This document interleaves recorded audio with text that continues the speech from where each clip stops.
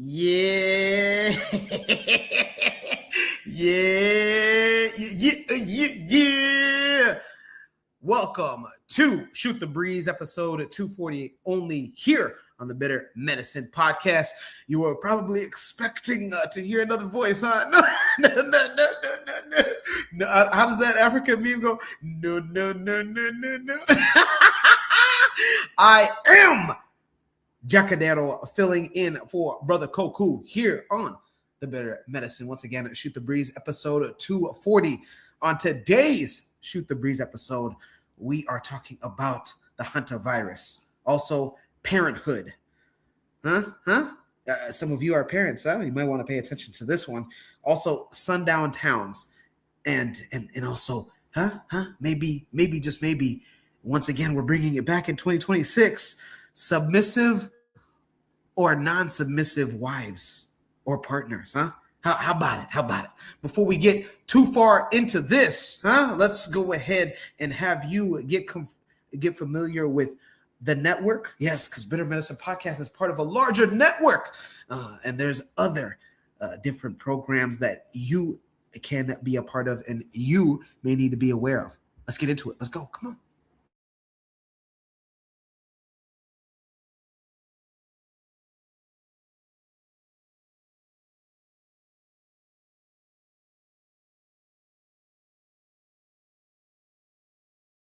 You are listening to the Bitter Medicine Podcast on KWAC Radio.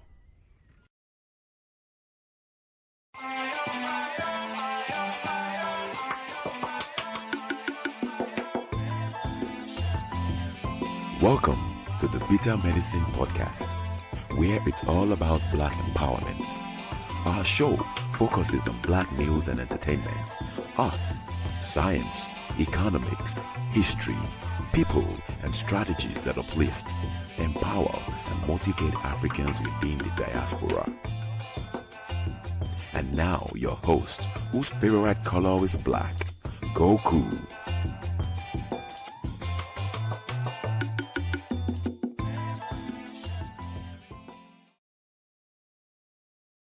Welcome back to the Bitter Medicine Podcast. I am your host, Koku.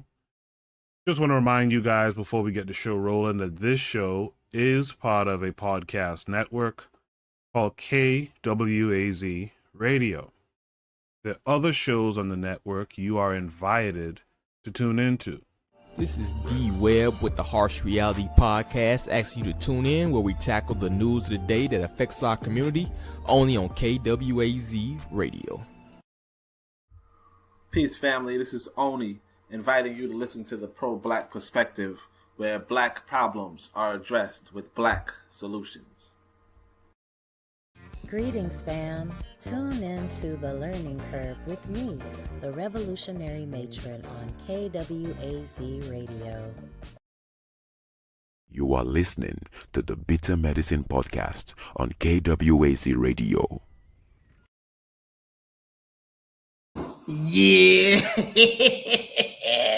Yeah. Once again, if you are just joining in, I am Jacadero filling in for Brother Koku here on Shoot the Breeze episode 240. Yes, 240. We are 60 episodes away from 300, huh?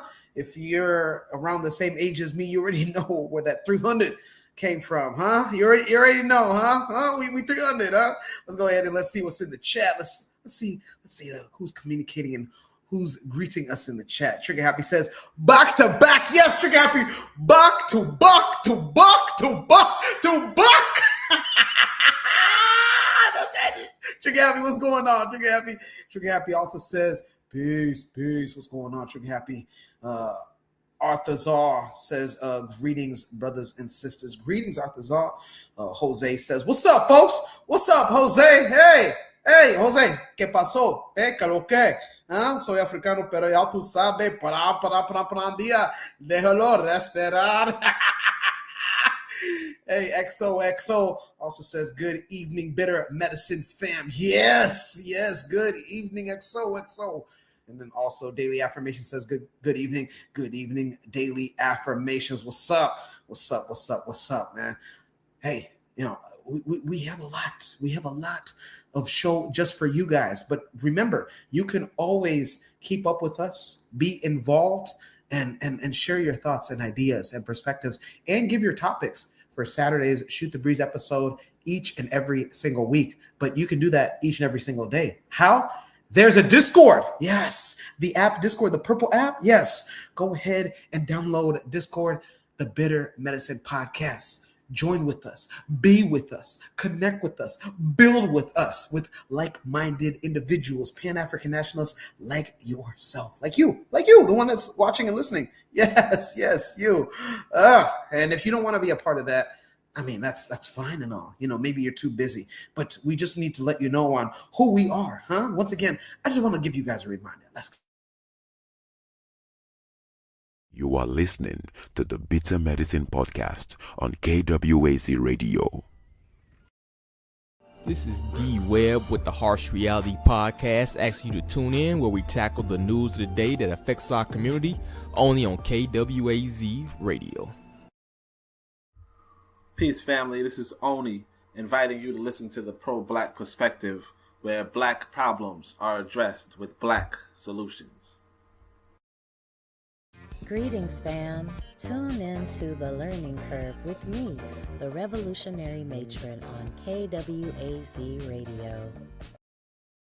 You are listening to the Bitter Medicine Podcast on KWAZ Radio. Ooh-wee! Yes, sir. Once again, if you are just tuning in, welcome, greetings, peace, Shemiam, Hotep, Ankuja, Seneb, Neb. I am Jacadero, filling in and honored to fill in for Brother Koku here on Shoot the Breeze episode 240 at the Bitter Medicine Podcast. You guys can also join the panel tonight. Yes, each and every Saturday, but also tonight. Yes, just for this episode, because we got a range of topics. We're not only one-dimensional here on Shoot the Breeze. Come on, join the panel. Click on that StreamYard link. You see it? Do you see it? Do you see it? Can you ask your mama? Can you ask your papa? Go ahead and click on that StreamYard link and get involved. Hey, come on, huh? What are you waiting for, huh? It's like that old commercial. What are you doing anyways, huh? You're not doing nothing anyways. You're just sitting on the couch. So if you want to be heard, literally, you want to be heard? Go ahead and click on that link. Speaking of being heard, let's go ahead and let's hear the Shoot the Breeze episode, or Shoot the Breeze topic number 1, huh? And it is, should we be concerned about this rat virus, huh? We ain't talking about the virus that Shredder from Teenage Mutant Ninja Turtles have. We're talking about a real virus, huh? Should we be concerned? And it follows, and it comes with a video prompt. Yes, it comes with a video. Yes. We don't just discuss things only. We got a video just to go with. This is a little longer, huh? We might play the whole thing. We might not, but this should get everybody to welcome on in, huh? Just a real good welcoming. It's a welcoming video. Just so maybe you were just getting off of work. Maybe you're just coming home, huh? From doing whatever it is that Pan-African nationalists do. Whatever it is, huh? Whatever it is. So this should be the video that should welcome you on in. It's a little bit long. We might play the whole thing. We might not. Depends on how it goes here, huh? So let's go ahead and let's get familiar and also get curious on, should we be concerned about this rat virus? What's this rat virus? Come on, let's take a look. Tonight, the cruise ship MV Hondius is docked off the West African nation of Cape Verde, officials revoking permission for passengers to disembark. The ship set sail from Argentina more than 4 weeks ago, promising its 150 passengers a journey to several exotic places, culminating in Antarctica. Now, passengers are stuck on the ship. Medical investigators believe 3 passengers have died from the hantavirus. 3 other cases are suspected. Hantavirus is a rare respiratory disease that can kill up to 50% of those infected. It's the same illness that killed actor Gene Hackman's wife last year. This really is a detective story. So they're going to have to figure out, okay, where was the boat? Where were the people? When could they possibly have been infected with rodent droppings or urine or saliva? The World Health Organization is helping to evacuate passengers that are showing symptoms. Right now, the World Health Organization is saying there's no big risk to the general public. But of course, you're always going to play it safe. You're going to be as cautious as possible and get as much information as possible. And Dr. Lepouk says this virus is not like the norovirus, which can rapidly spread on a cruise ship and really wreak havoc. The World Health Organization is working to see if this virus is the strain that can be passed from person to person. Tony. Tom, thank you very much.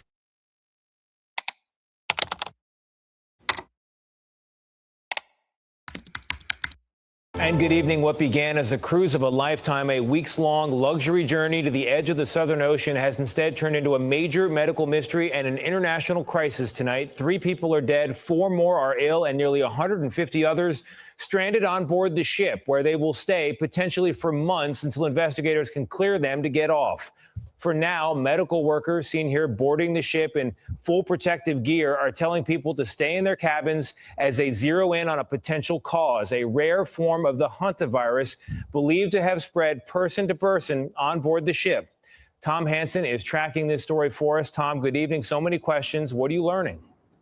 Hey there, Tony. Good evening to you. Well, this cruise liner offered passengers a chance to stop at remote, untouched locations, regions where hantavirus is also common in the wildlife. And now the World Health Organization tells CBS News the infections could have possibly started during one of those nature excursions. Tonight, the 3 remaining passengers showing symptoms believed to be linked to the deadly hantavirus are expected to be airlifted off the MV Hondias. The Spanish government says the ship, with 147 passengers on board, could sail to the nearby Canary Islands for a full disinfection. There are no additional symptomatic people on board. That said, the situation is being closely monitored. New video shows officials from the World Health Organization boarding the ship in PPE, there to monitor for any new cases. Communal spaces otherwise sit empty as passengers enter their 3rd night in quarantine. According to the company managing the cruise, so far 7 passengers have fallen ill. 3 of those passengers have died, and another was hospitalized in South Africa, all of them suspected of having the hantavirus. Health officials believe the passengers were infected off the ship, which made several stops on islands up the South American coast. Symptoms can take up to a month to show up. What we our working assumption is that it is the Andes virus. It could not be, but we're assuming that it is until we determined otherwise. The Andes strain of hantavirus can spread from person to person and is only found in regions of South America. The Dutch cruise liner left Argentina on April 1st and has been moored off the West African island of Cape Verde since Sunday. The virus is most commonly spread through exposure to rodent droppings, but a representative for the World Health Organization on Cape Verde tells CBS News no rodents have been found on the ship, pointing to traps on board the vessel that appear untouched. Medical experts believe the risks are low for the outbreak to spread. How big of a concern is this for the global community? The potential to spread beyond an outbreak is very small.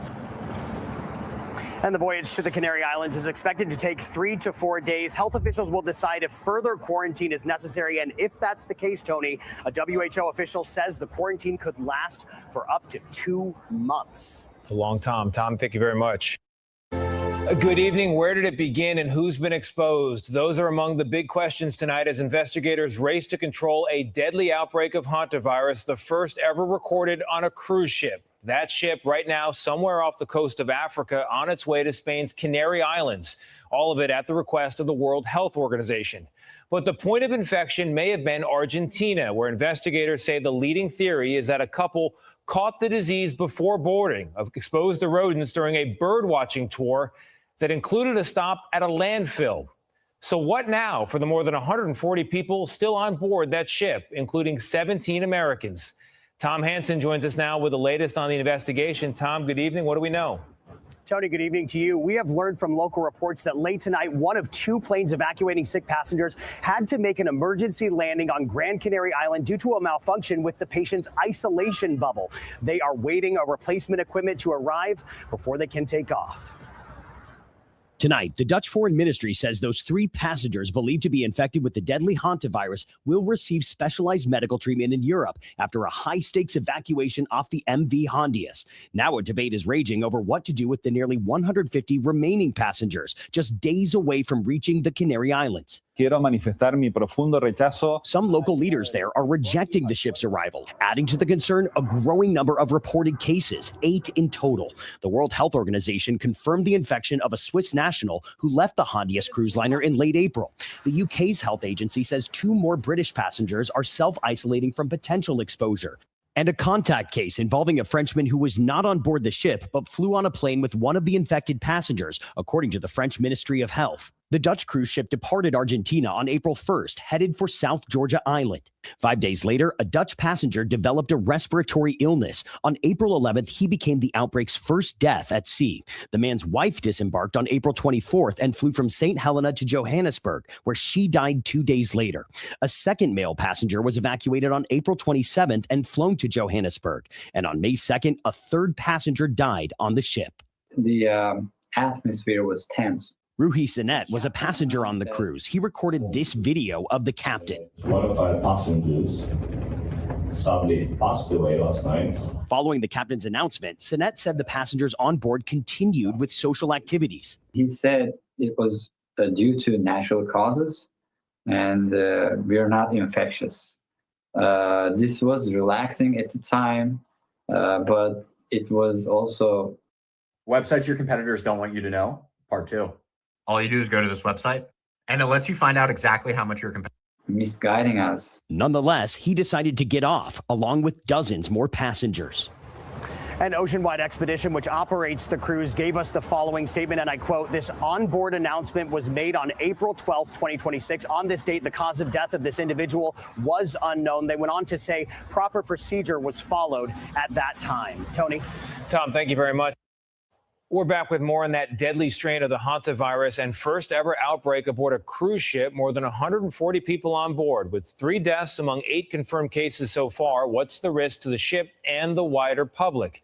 Earlier, I spoke with Dr. Celine Gounder, an infectious disease expert, CBS News medical correspondent, and KFF editor-at-large for public health.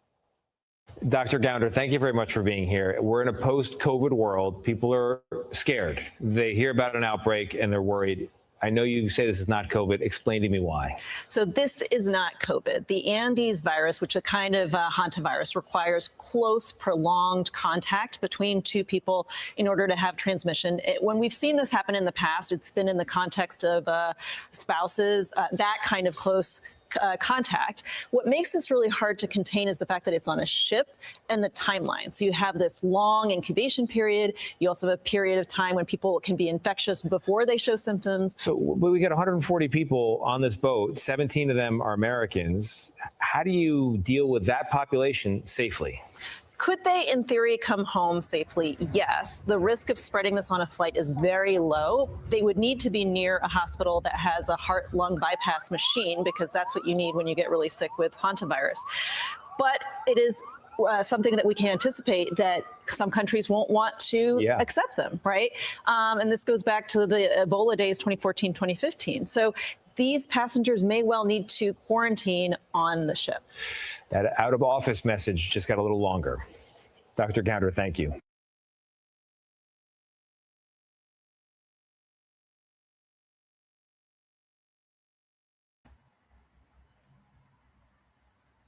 Ooh-wee. Nice. Hey. Once again, if you are just joining us here at the Better Medicine Podcast, Shoot the Breeze, episode 240, you are hearing the voice of Jacadero. Yes, this is Jacadero. Yes, I'm filling in for Brother Koku, and I'm honored to do so.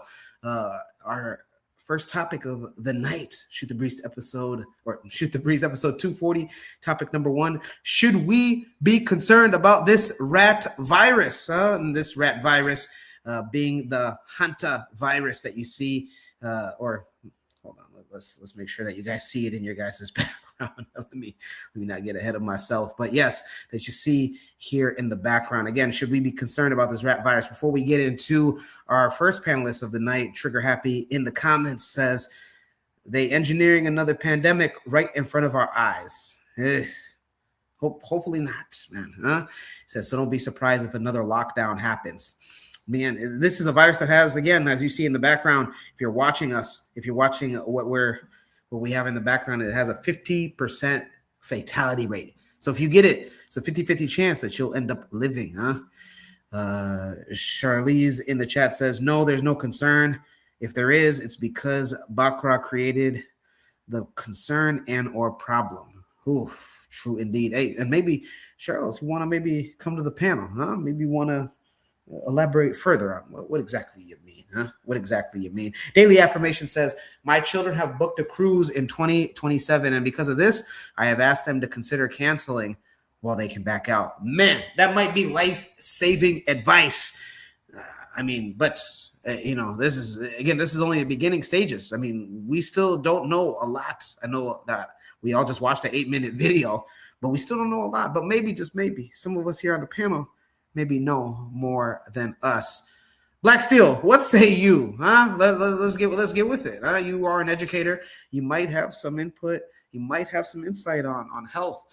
But should we be concerned about this rat virus, Black Steel? And also, welcome to the show. Welcome to the show, Black Steel. How are you? I'm good. Thank you for having me again, Jackadero. Good to see you here. All your youthful exuberance. Always a pleasure to hear from you, brother. I appreciate Shout out to my fellow teachers. This week was Teacher Appreciation Week, so we got a lot of goodies and whatnot. And a lot of it depends on your PTA. We have a very active PTA in my school, so we had a really, really nice showing today, this week. But so I, while you were talking, looking at the videos, I was looking online and kind of Googling and looking to see what information I could find about this virus. So it looks as though this virus, again, like they were saying, is spread through people inhaling rodent feces, right? And it looks like it says that it could take difficulty breathing can persist up to 2 years, but it's mainly caused by infection with New World hantavirus in the Americas. Let's see, transmission occurs mainly through inhaling of aerosols that contain rodent saliva, urine, feces, but can also occur through contaminated bites, food, and scratches. So it sounds like there's no vaccines that can really protect against hantavirus, they said. But they're saying that mainly wearing masks is necessary. There's not a lot of cases of this virus, right? It says that there's about dozens to maybe 100 per year, which is not a lot in the global scheme of things. So I think that if they keep them quarantined and let the virus run its course, I think that we should be okay. I don't see this being spread anywhere near as bad as COVID, because the original vector is rodents.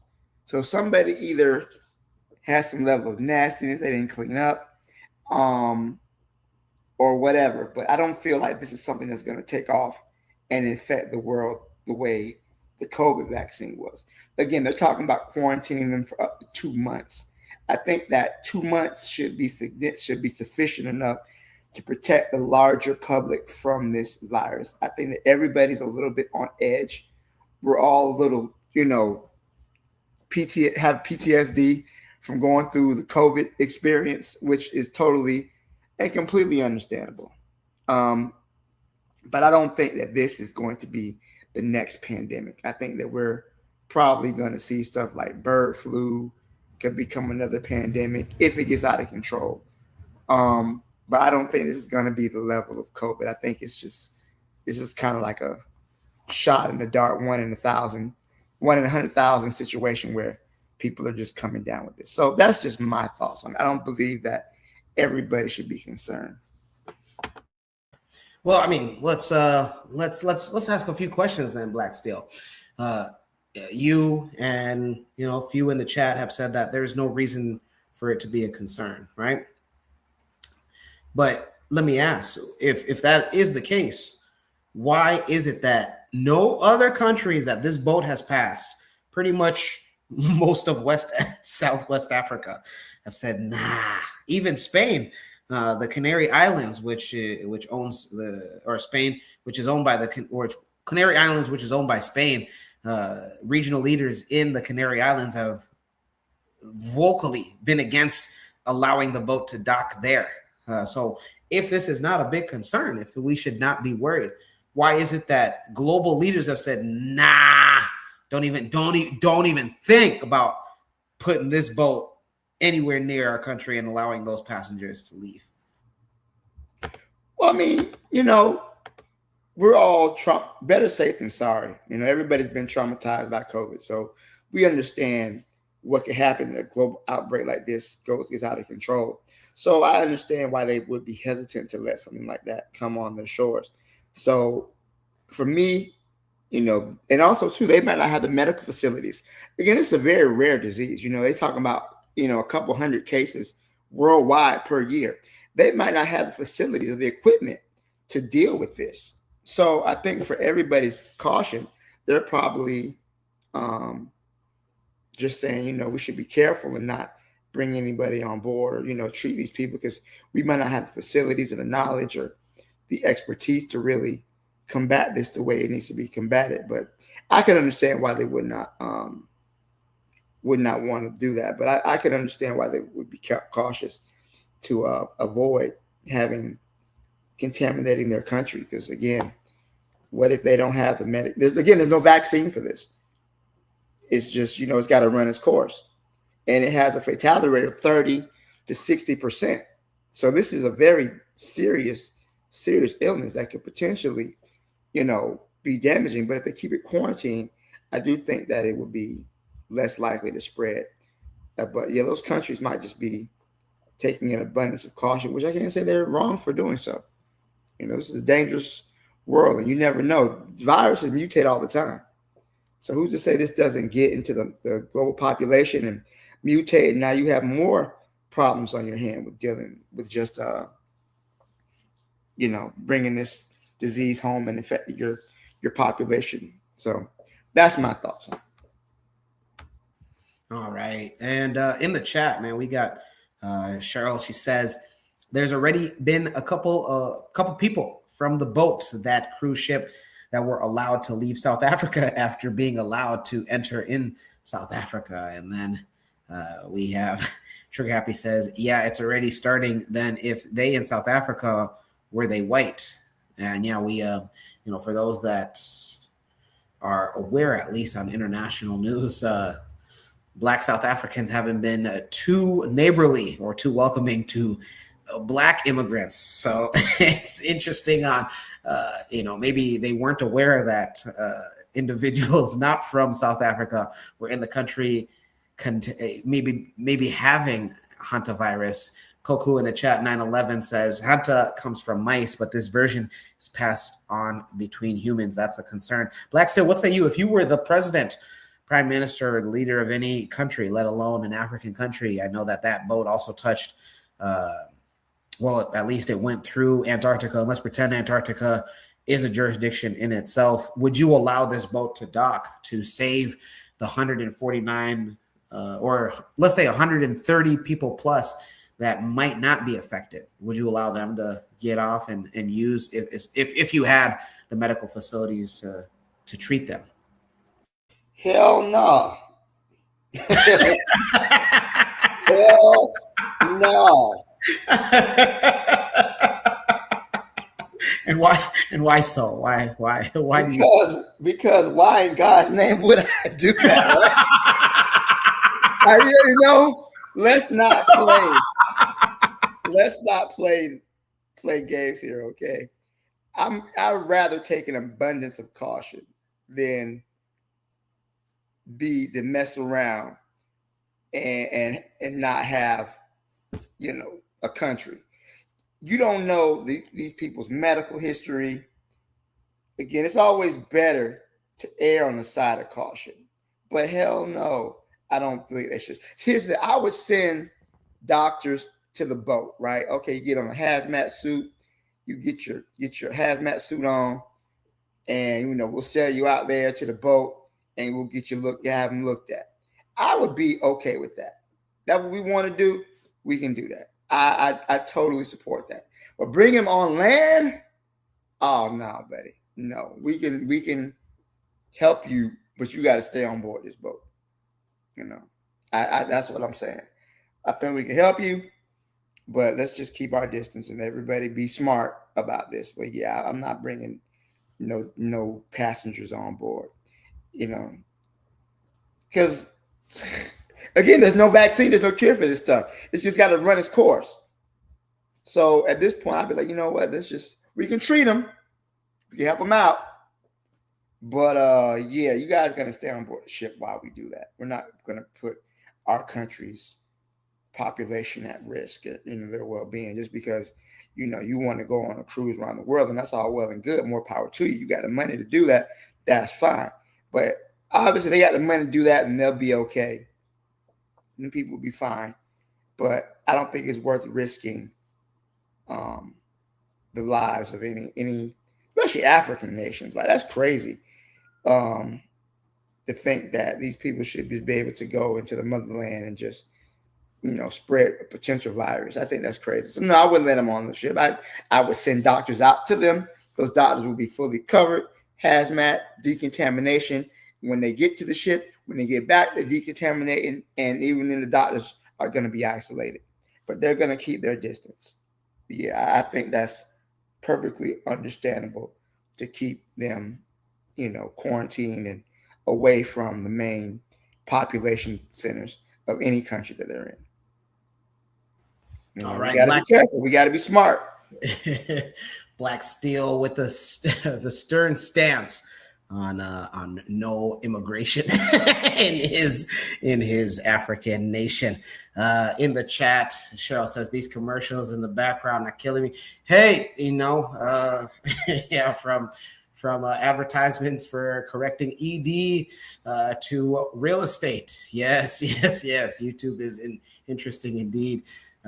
Trigger Happy says, in reference to my question on, were those Black South Africans aware that the government once again allowed immigrants into the country? And Trigger Happy says, South Africans likely won't suspect those white passengers and thus will likely spread. Speaking of spread, Black Steel says, no, I would never want passengers from this boat, infected or not, to be even if I had the facilities, he says, to be allowed into the country. Well, Black Steel, don't hold your breath, because we have another video, and it deals, for those that don't know, I'm Jacadero filling in for Brother Koku here on the Better Medicine Podcast, Shoot the Breeze, episode 240. I'm based out of Omaha, Nebraska. I'll get a little bit into on what exactly I do and who exactly I represent here in Omaha, Nebraska. But Omaha is in the news with the hantavirus. Yes.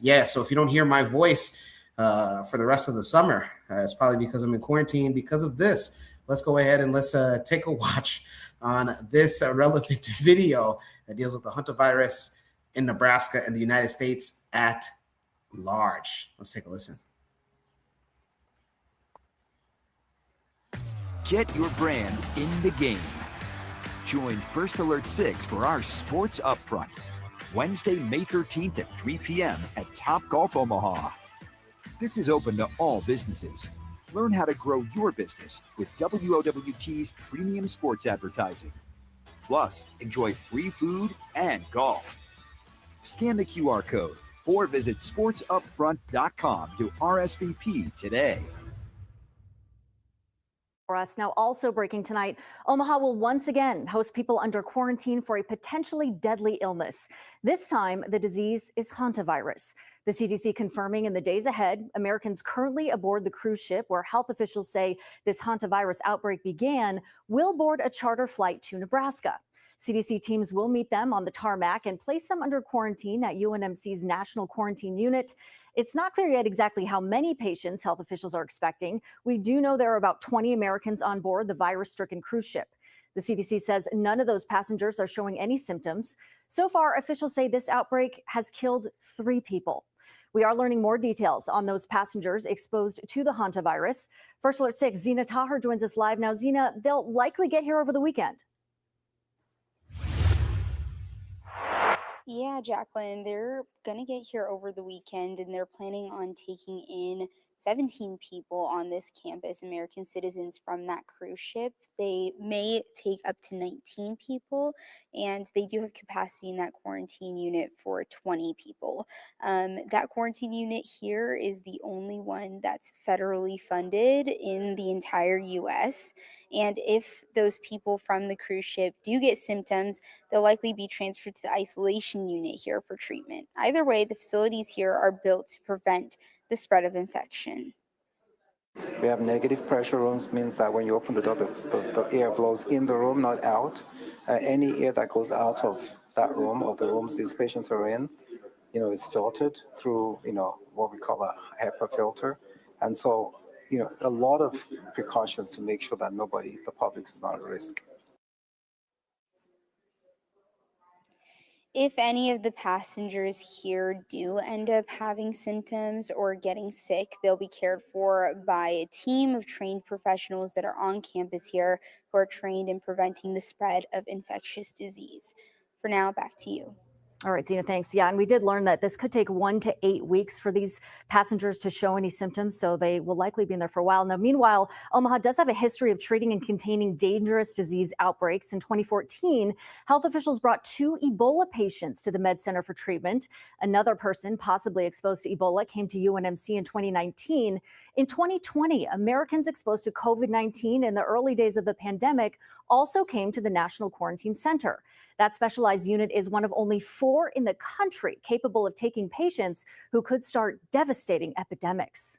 Now, a few important things to note about hantavirus. This disease is potentially deadly, but health officials say it doesn't spread easily from person to person. Experts say the virus usually spreads when people inhale contaminated residue of rodent droppings.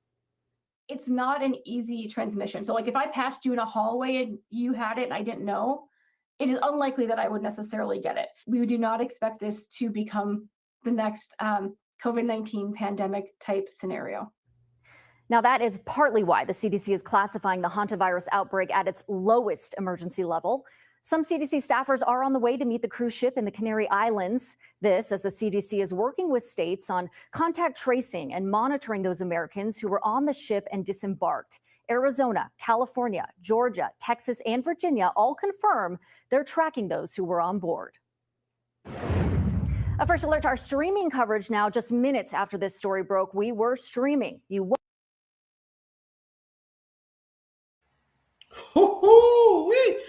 Hey, let's get to the chat. Once again, if you are just joining in, you are hearing the voice of Jacadero filling in for Brother Koku on Shoot the Breeze episode 240 on the Bitter Medicine podcast. Again, you can become a panelist here tonight. Yes, for this show. Click on the StreamYard link at the top of the chat, and that way you can get your voice heard as well as give your opinions on anything that's going on in the chat or anything that's on your mind.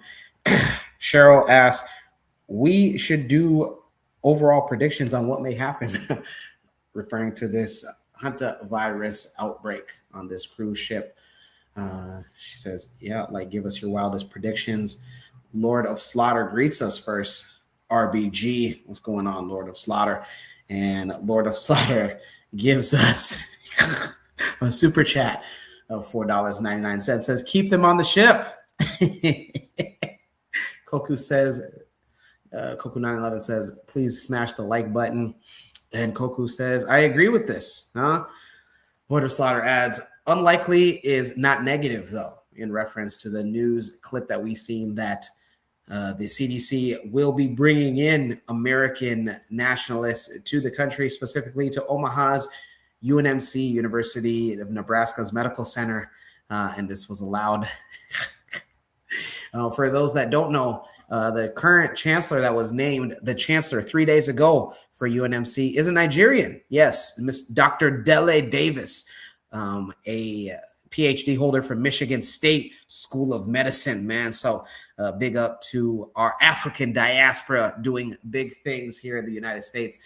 Yes, Dr. Dele Davis of UNMC. So if you guys get a chance to run into him, hopefully you're not a patient of the hantavirus, but please give a shout out on behalf of the Bitter Medicine Podcast, Shoot the Breeze family. Koku says, these guys just say stuff and react and say it again.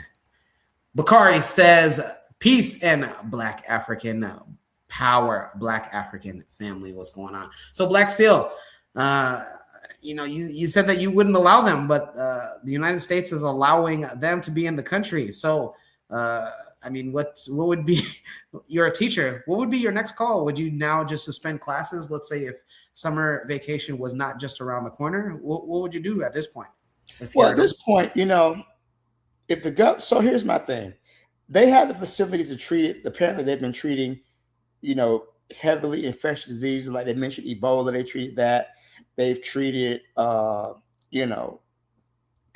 and stuff like that. So this facility is obviously equipped with the means to treat a virus of this level. So for that sake, I could understand why the United States is bringing this in to the country, right? Because again, they have the means to do something about it. If they were just some more, regular country, I would say hell no. But if they're saying they have the means and the ability to use it and to treat their people and to quarantine them safely, then by all means. But again, these are American citizens that they're talking about. They're not bringing in people who aren't Americans. Like I wouldn't expect them to bring anybody from another country. They're not bringing any Argentinians or South Africans. They're looking after their own, which is what they're supposed to do in the first place. So that's just my thoughts on it. They can do what they want to do. But me, nah, buddy. I'm cool. We're going to hold off and see. That's just my 2 cents about it, personally. I would not be bringing anybody. We're going to treat you on the boat. And, we're going to wait our 2-month quarantine.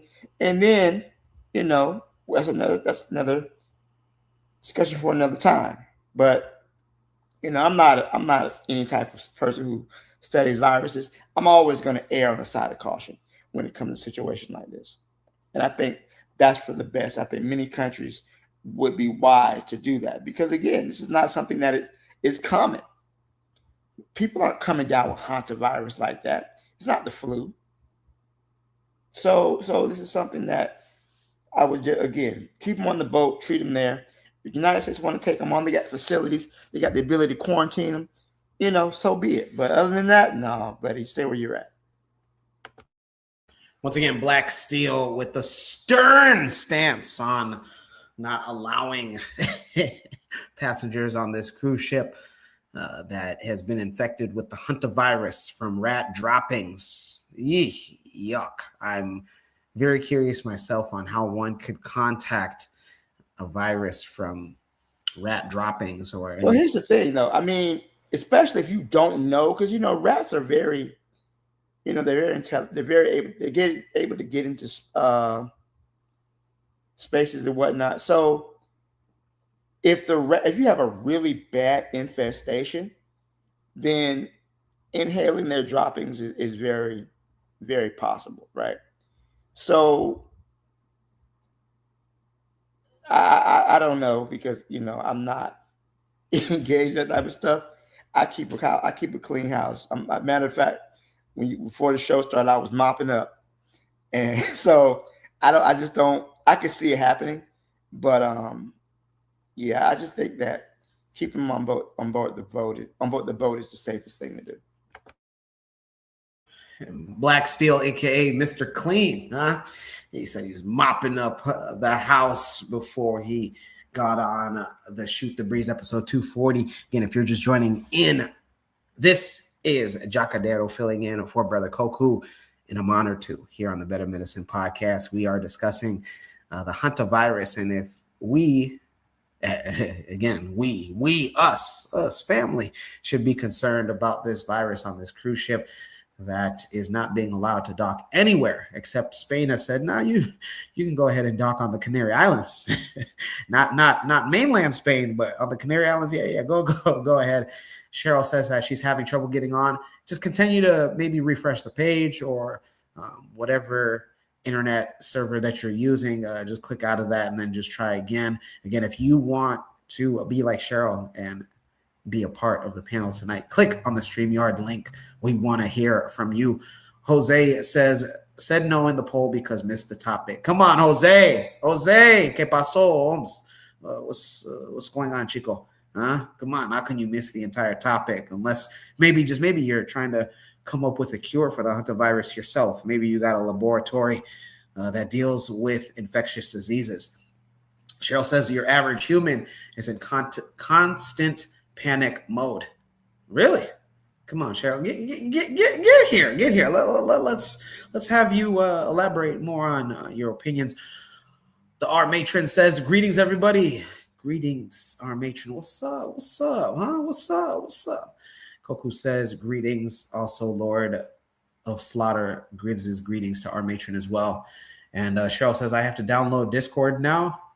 You should have been on it, Cheryl. I mean, what is not happening? You don't have to. You shouldn't have to download Discord to get onto the. Is the link not working? Yeah, the link. If you're just on YouTube on your phone, the YouTube app, it should have the StreamYard link, Cheryl, and then that way you could just click the link without having to go through Discord. But you should have already had the Better Medicine podcast on the Discord. Come on, Cheryl, what's going on? Huh? Come on, don't you want to build? Don't you want to help build? Huh? Anyway, speaking of building, you need partners to build. For those that are single, or maybe those that are in relationships that are looking to be out of relationships, this next topic is for you. It's our second Shoot the Breeze topic of the night, and it asks, do you disagree with her? If so, why? We go to Instagram for the video that deals with this question. Again, Shoot the Breeze topic number 2 on Shoot the Breeze episode 240. I am Jacadero, filling in proudly for Brother Koku Medicine podcast. And again, Shoot the Breeze topic number 2, we ask, do you disagree with her? If so, and why? And Cheryl asks, no, it's making me jump through hoops. I don't know. I'm not IT trained, but how have you gotten through it before? Try that same exact method. If not, I'm not sure. Maybe somebody can direct message you if you guys have direct communication with Cheryl and help her out.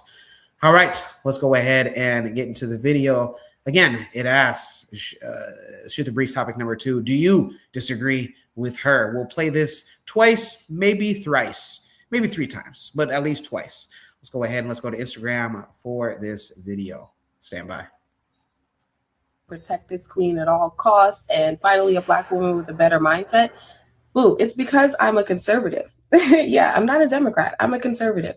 And a lot of Black men consistently vote Democrat, even though you hate what the Democrat ideology is doing to Black women. The fact is, the feminist movement lumped itself in with the Democrat Party, and Black women have been the worst recipients of the feminist ideology. Being told that we are equal to men made us think that we don't need to respect Black men. Black men do not want to put up with someone who wants to argue with you about everything, who will not let you do what you are meant to do and lead the household, right? You don't want to put up with someone who wants to unalive your unborn child because it's her body, her choice. You want someone who doesn't view herself as your equal, but as your partner. Right? You want someone who respects and even appreciates your masculinity and doesn't call you toxic because you don't want to cry every single second. And someone who doesn't say, I need to see your emotions more. But the moment you say it makes me uncomfortable for you to wear that, she tells you that you're a simp or you're trying to infringe on her rights as a woman. Her ability to choose what she wants to do. You don't want to deal with all of that, guys. You just don't. And what we need to do as a Black community is wake up to the lies that the left has been telling us, acknowledge and accept that you actually believe in more traditional conservative values. You've just been tricked into believing that the conservative party is full of racists. I'm here to tell you, as a Black woman, that is not true. That's a lie spread by the left. Guys, take a moment this year, go over the actual ideology of each party, decide what you want your life to look like, what you want your family to look like, and then decide whether or not you're going to continue to vote blue. Because we've been voting blue since the 50s, and all we have is, honestly, more Black women doing OnlyFans, more Black women selling their bodies to the highest bidder, and less loving, supporting Black wives. This is for the Black men in my comments saying protect this queen at all costs, and finally a Black woman with a better mindset. Boo, it's because I'm a conservative. Yeah, I'm not a Democrat. I'm a conservative. And a lot of Black men consistently vote Democrat, even though you hate what the Democrat ideology is doing to Black women. The fact is, the feminist movement lumped itself in with the Democrat Party, and Black women have been the worst recipients of the feminist ideology. Being told that we are equal to men made us think that we don't need to respect Black men. Black men do not want to put up with someone who wants to argue with you about everything, who will not let you do what you are meant to do and lead the household, right? You don't want to put up with someone who wants to unalive your unborn child because it's her body, her choice. You want someone who doesn't view herself as your equal, but as your partner, right? You want someone who respects and even appreciates your masculinity and doesn't call you toxic because you don't want to cry every single second. And someone who doesn't say, I need to see your emotions more, but the moment you say it makes me uncomfortable for you to wear that, she tells you that you're a simp or you're trying to infringe on her rights as a woman. Her ability to choose what she wants to do. You don't want to deal with all of that, guys. You just don't. And what we need to do as a Black community is wake up to the lies that the left has been telling us, acknowledge and accept that you actually believe in more traditional conservative values. You've just been tricked into believing that the conservative party is full of racists. I'm here to tell you, as a Black woman, that is not true. That's a lie spread by the left. Guys, take a moment this year, go over the actual ideology of each party, decide what you want your life to look like, what you want your family to look like, and then decide whether or not you're going to continue to vote blue. Because we've been voting blue since the 50s, and all we have is, honestly, more Black women doing OnlyFans, more Black women selling their bodies to the highest bidder, and less loving, supporting Black wives.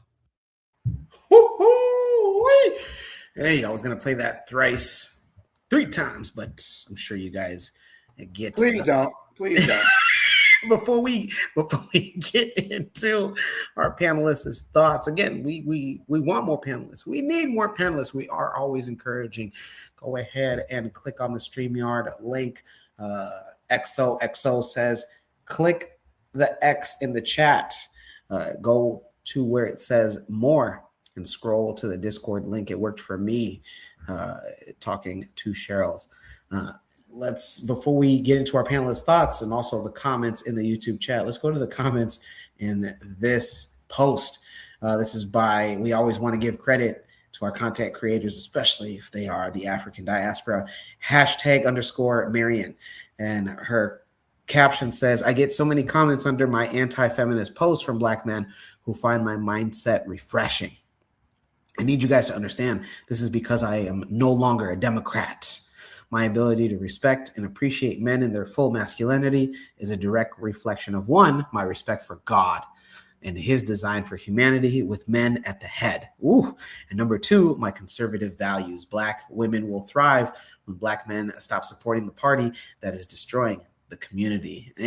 And her comments range from a bullseye target to preach to, as a community, we've always been conservative, but the feminists hijacked a lot of our women, and now we have what we have now. To be honest, though, I'm not for the fight no more. I've retired from dating. It's just too much. This guy, hopefully it's a guy. Most Black people are conservatives, but only vote Democrat because they say they're helping the poor. And the liberal media teaches us that we Black people are poor. It's a mind game they're playing on us, and we not smart enough to see it. We deserve to suffer for being emotionally and intellectually weak. Hey, okay, let's get to the comments in the chat, in the YouTube chat. Okay, where do I even start? Black Steel says, oh, for God's sake. Triggappy says, I got to say it again. We have to move away from the right-left paradigm when describing our politics.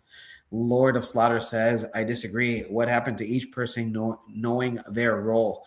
Cheryl says, I reserve judgment on her until I do a background check on her Instagram. Uh-oh, Cheryl about to do her thorough research, huh? Well, you got her Instagram handle. Maybe you can find out some more information. Lord of Slaughter says she's a religious loon. He also says I put money on it. Black Steel says this must have been before the Supreme Court decision. Which decision exactly? Maybe Black Steel can elaborate on that. One of the thing our matron says, she has a few good points, but she's ignoring the fact that most Black people don't care how other people live and don't force their ideas on others. Africana womanism is the only ideology for Black women. And then she says being a conservative is inherently anti-Black. Huh? Woof. We got a lot more comments, but I want to get into the panelists' thoughts. We only have one panel. Come on. Click the StreamYard link. Let's get this going. Black Steel, what say you? The Shoot the Breeze topic number 2. Do you disagree with her? If so, why? It ain't gonna work, sister. Well, no, she's not a sister of mine. It ain't gonna work. It ain't gonna work. I'm sorry. It ain't gonna work. I don't care how many sweet butter biscuits these crackers give you. It ain't gonna work. It ain't gonna work. We're really past this type of nonsense in the way. We're done. We're done. It's just crazy to me. These people get on here and they say this stuff, talk about feminism and whatnot. Like we can't see what the Republican and the conservatives in the United States are doing, right? To be conservative is to be anti-Black by definition, right? Because you have to ask, what exactly are you trying to conserve, right? What exactly are you trying? You're trying to conserve the status quo. Those people who are what we call the right and the left, left is more conservative, left is more liberal. You have variations of it, right? But this is something that I would definitely say is that what is she talking about? What exactly is she saying? It's so stupid that these people get on here and act like we don't know what's going on and we can't see what's happening, right? She's talking about feminism and the man is the head and everything. I'm sorry, right? Let's be real. That much of Black people, especially in the West, and also too in parts of diaspora, is patterned off of what the European has done, right? When our ancestors were kidnapped and brought into slavery and they spent centuries in bondage, and then when they were released from their bondage, they didn't have a way to look back to what was being done back in their mother continent. They had to model on what the Europeans were doing. And this is kind of what I'm seeing. These people regurgitating these talking points about conservatism and religious nonsense. What religion? Christianity? The religion that was forced on your ancestors?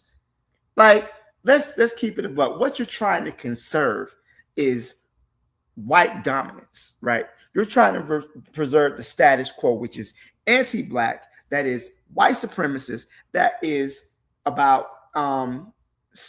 and preserving the benefits and the wealth of the 1%. That's really what she's talking about. So Black people, by and large, are not going to vote conservative because the conservatives are openly racist. And then she's trying to say that because we vote for these political parties, that's why, Black women don't respect their husband. Be fucking for real. We may have some problems in family formation, but it don't come from voting for Democrats. And I think it's very disingenuous for her to even say such a thing. And I know she's pandering to a specific base, right? You can say stuff like this and white people will give you money. And I can't knock the hustle because, they like coon and they like to hear Black people say negative things about other Black people. And this is the way to get paid. So I can't even knock the hustle. What's her name? Candace Owens does the same thing. All these other black people get out here, these conservative black people get out here and say this stuff, and they make good money from it. So black people are not going to vote for, by and large, for the conservative, because they're openly racist. They're Klans members and whatnot, and they're not going to vote for them. When people refer to left wing or leftism, what leftism usually refers to, right, is things like social equality, egalitarianism, and again, it's a spectrum. So on the furthest end of the left wing spectrum, you have anarchy. Just like if you look at the furthest end of the right wing spectrum, you have fascism, right? So, but within those two bookends, you have a lot of variation. But the closer you get to conservatism, the more racist and the more prohibitive that the ideology becomes. Black people are always going to go more so for the ideologies of leftism, because these are the ones that basically allow black people to exist. Because outside of going for the right, you're talking about fascism. You get to lynching, you get to segregation, you get to all sorts of type of violence, and in a situation like that. So I'll go ahead. I see we got some more people on the panel. I'll speak. Woo! Black Steel, man, always one to not mince his words. Before we get into the other panelists in the chat, this lady, what's her name again? #_ Marion has triggered a lot. Let's see here where to start. Trigger Happy says Black people's conserving tradition would be conservative, but that can be positive in the context of re-Africanization. Ooh, Black Steel, maybe it's something you could talk about once we get back to you. Lord of Slaughter says, that's right, it ain't gonna work, in reference to Black Steel saying that's not gonna work. The forecast says, what up? What up, the forecast? What's going on? Welcome to Shoot the Breeze, episode 240 here on the Better Medicine Podcast. I'm Jack Cadero, filling in for Brother Koku, and I'm honored to do so. Trigger Happy adds, Garveyism at the end of the day exists outside of the left and right, in my opinion. Some would argue it leans more left, but it fundamentally is supposed to be African-centered in nature. Lord of Slaughter says, political parties are conducting domain over your daily life and activities. Yeah, right. He also adds, or Lord of Slaughter also adds, Black people in America don't want responsibilities. They want to sit under the control of somebody else. Amma, hey, first, welcome to the chat. Welcome to the panel. How are you? And yeah, what say you? Do you disagree with her? Hey, y'all. I think we got to keep in mind that the average Black person that you meet, this is going to be a roundabout answer, but the average Black person that you meet has no idea what they're talking about when it comes to politics. Black people don't know a good goddamn thing. All they know is, I need to vote, right? So when it comes to a Black person like her, she has, okay, so here it is. She has values similar to how Candace Owens has conservative values. And I think what we miss in the whole conservative and Democrat thing, which neither one serves us. We can't say, oh, well, we need to be, it makes sense that we're more Democrat. Oh, because civil rights. I mean, Black people take from both without realizing it. Like it's silly to say that, oh, we vote Democrat because they served us more when they haven't served us a good goddamn thing. And neither has the Conservative Party. So we need to stop playing this game of, we need to stop being so black and white about politics. Okay, because that shows that you really don't understand politics. And she doesn't. She doesn't understand it. What I will say about Black people is we have converging interests. We have interest convergence with some conservative values. Okay, so we have interest convergence. So most Black people are Christians, right? So it makes sense that they believe in the family. It makes sense that they believe in having children, sending them to the best schools.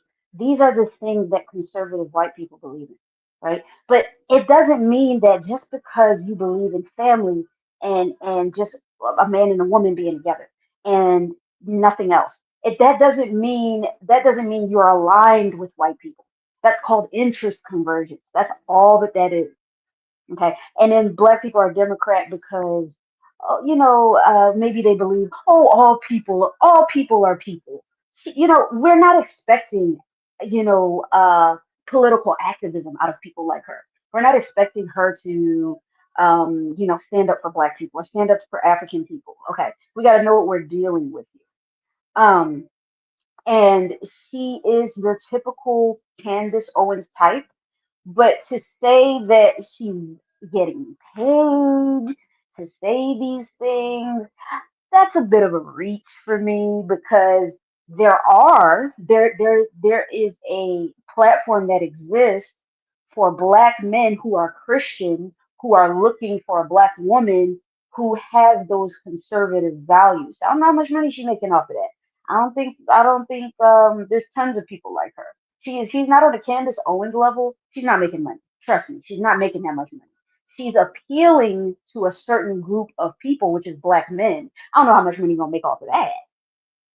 Let's be honest. I think this is what she believes, and I think we need to keep in context. Yeah, I mean, our people are confused. So when you have a person that's Black that is conservative, what's one of the things that they'll disagree with?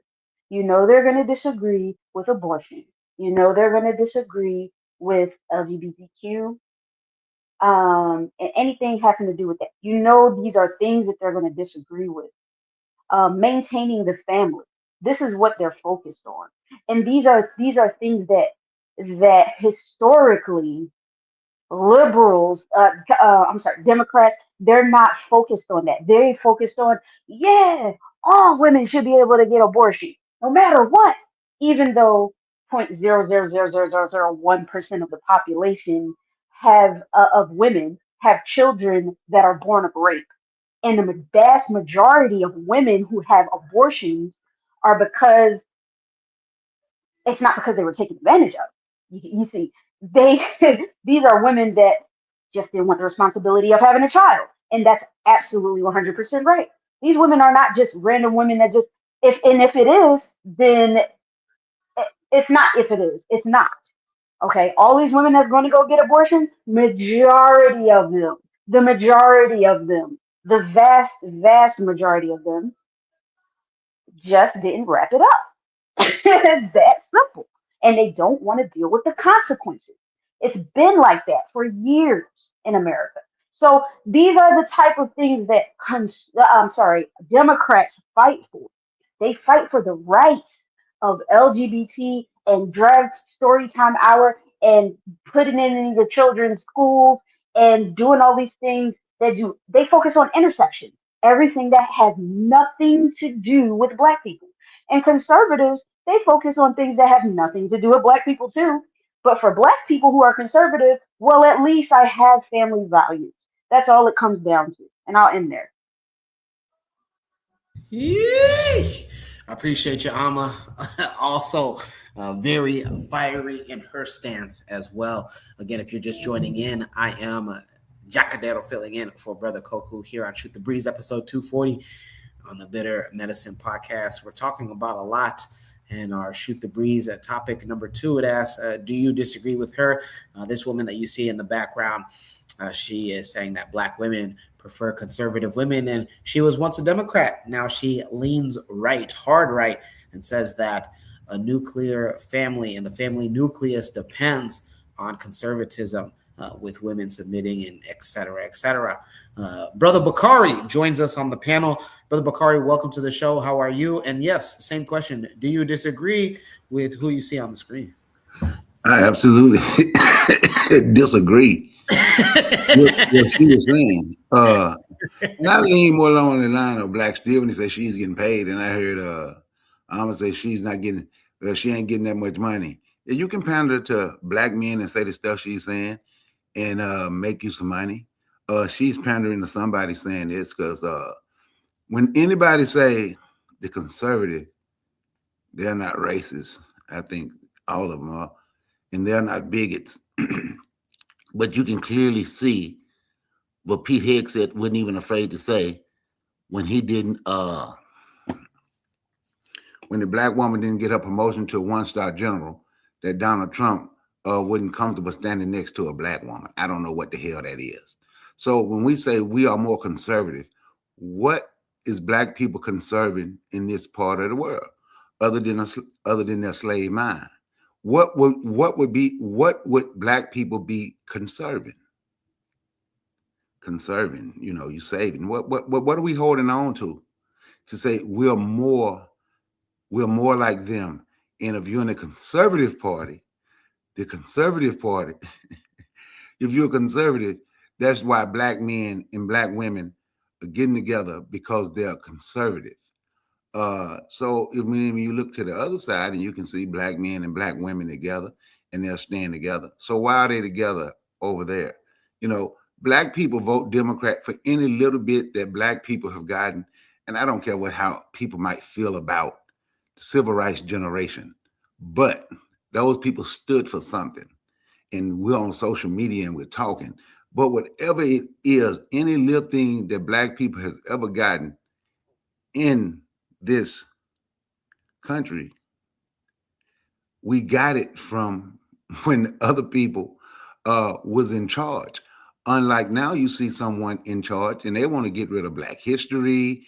You can look in the state of Florida where universities couldn't even say Black History Month. They passed that law, people getting in trouble for saying Black History Month. So when you say they're not racist, they're not bigots, explain to me what is all this they're doing now. And when you talk about gerrymandering, I know a lot of people say don't vote, but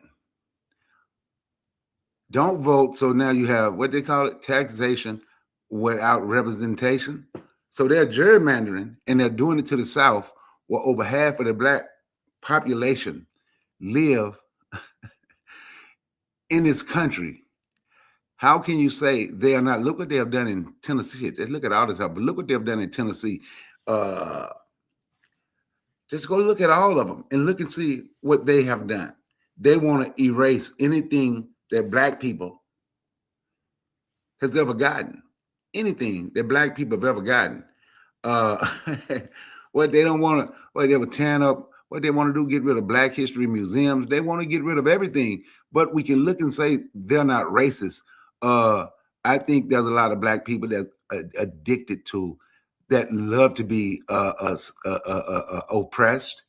When Lord Slaughter put in the chat about black people want someone else to control them, there's a lot of black people, I would say, is that way. When you find black people saying the things that she's saying, that's what she wants. Cheryl put in the chat that one of them sugarcoated and the other one don't. Okay, it's okay to say that. I never said the other side wasn't racist. But I can say this, in my little 54 years of living on this earth, I have never heard nobody on the other side grab a microphone and go to talking about if the person they're known governors and Congress, I don't know what they say in private, but I'm talking about publicly, grab a mic and talk about if the person they're with on their side is gonna be a bloodbath, right? So here's the thing for me, right? You can talk about a Democrat, I don't care, shit, my political party is black. But for some strange reason, we can only talk about, and I'm talking, a lot of us only talk about one side and we can ignore the other side. See, the other side is not in charge now. The conservatives, Republicans, or MAGA is in charge now. And we see how they just want to get rid of black, period. And they don't mind they don't mind letting you know. So to say that's best for us, for me to bow down to people who this guy was talking about, if he win, how he wanted to open up the investigation again for the Central Park 5, who he wanted to get the death penalty in the 80s. And luckily, I'm glad he didn't. But people can brag on the biker gangs and shit they got with them. So she just on her talking, and I agree with Black Steel. And I don't give either side a pass. But since we are talking about that conservative side, there's no need for me to bring up the other side, because we talking about them. But I think I absolutely disagree with her. And on that, I yield the mic. Can I make a quick distinction? Please. So let me just say this. The Democrat Party, as it exists in the United States, is not a leftist party. It is a center-right party. It is not leftist. I think that many times people like to apply that label of leftist to the Democratic Party. But the Democratic Party is not a leftist party, right? You don't have a party that supports the military the way that they do and call yourself a leftist. You don't support billionaires the way you do and call yourself a leftist, right? So the Democrat Party is not leftist, but that label has been used against them because people genuinely fear what they don't understand. And the idea of leftism in this country has long been demonized, going back even to prior to the Cold War. So this is kind of what I'm saying. When we say these labels, leftist, right, centrist, conservative, liberal, whatever, Democrats are not leftists. And I think that we have to understand that, first of all, before we move forward. There's nothing about the Democrat Party that is leftist. Alma, any rebuttals to Black Steel or Brother Bakari? I just want to get back to her statement. It says Black men prefer conservative women. Is that true or not? So let me say this. She said Black men prefer conservative women. I'm not asking whether it's confused, because there's no question that she's confused because she doesn't have an ideology in the way that we have an African ideology on this panel. Agreed. We already know she's confused. The question is that do Black men prefer conservative women? Yes. No. The answer is yes. I mean, the answer is yes. So let me ask you something. Ideologically. So when we talk about conservative, right? Again, we're talking about what do they conserve?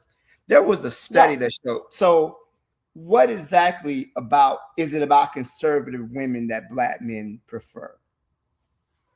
And I'm speaking as all the basic things. I don't know how many Black women you dated, but for myself personally, I don't really judge conservative or non-conservative.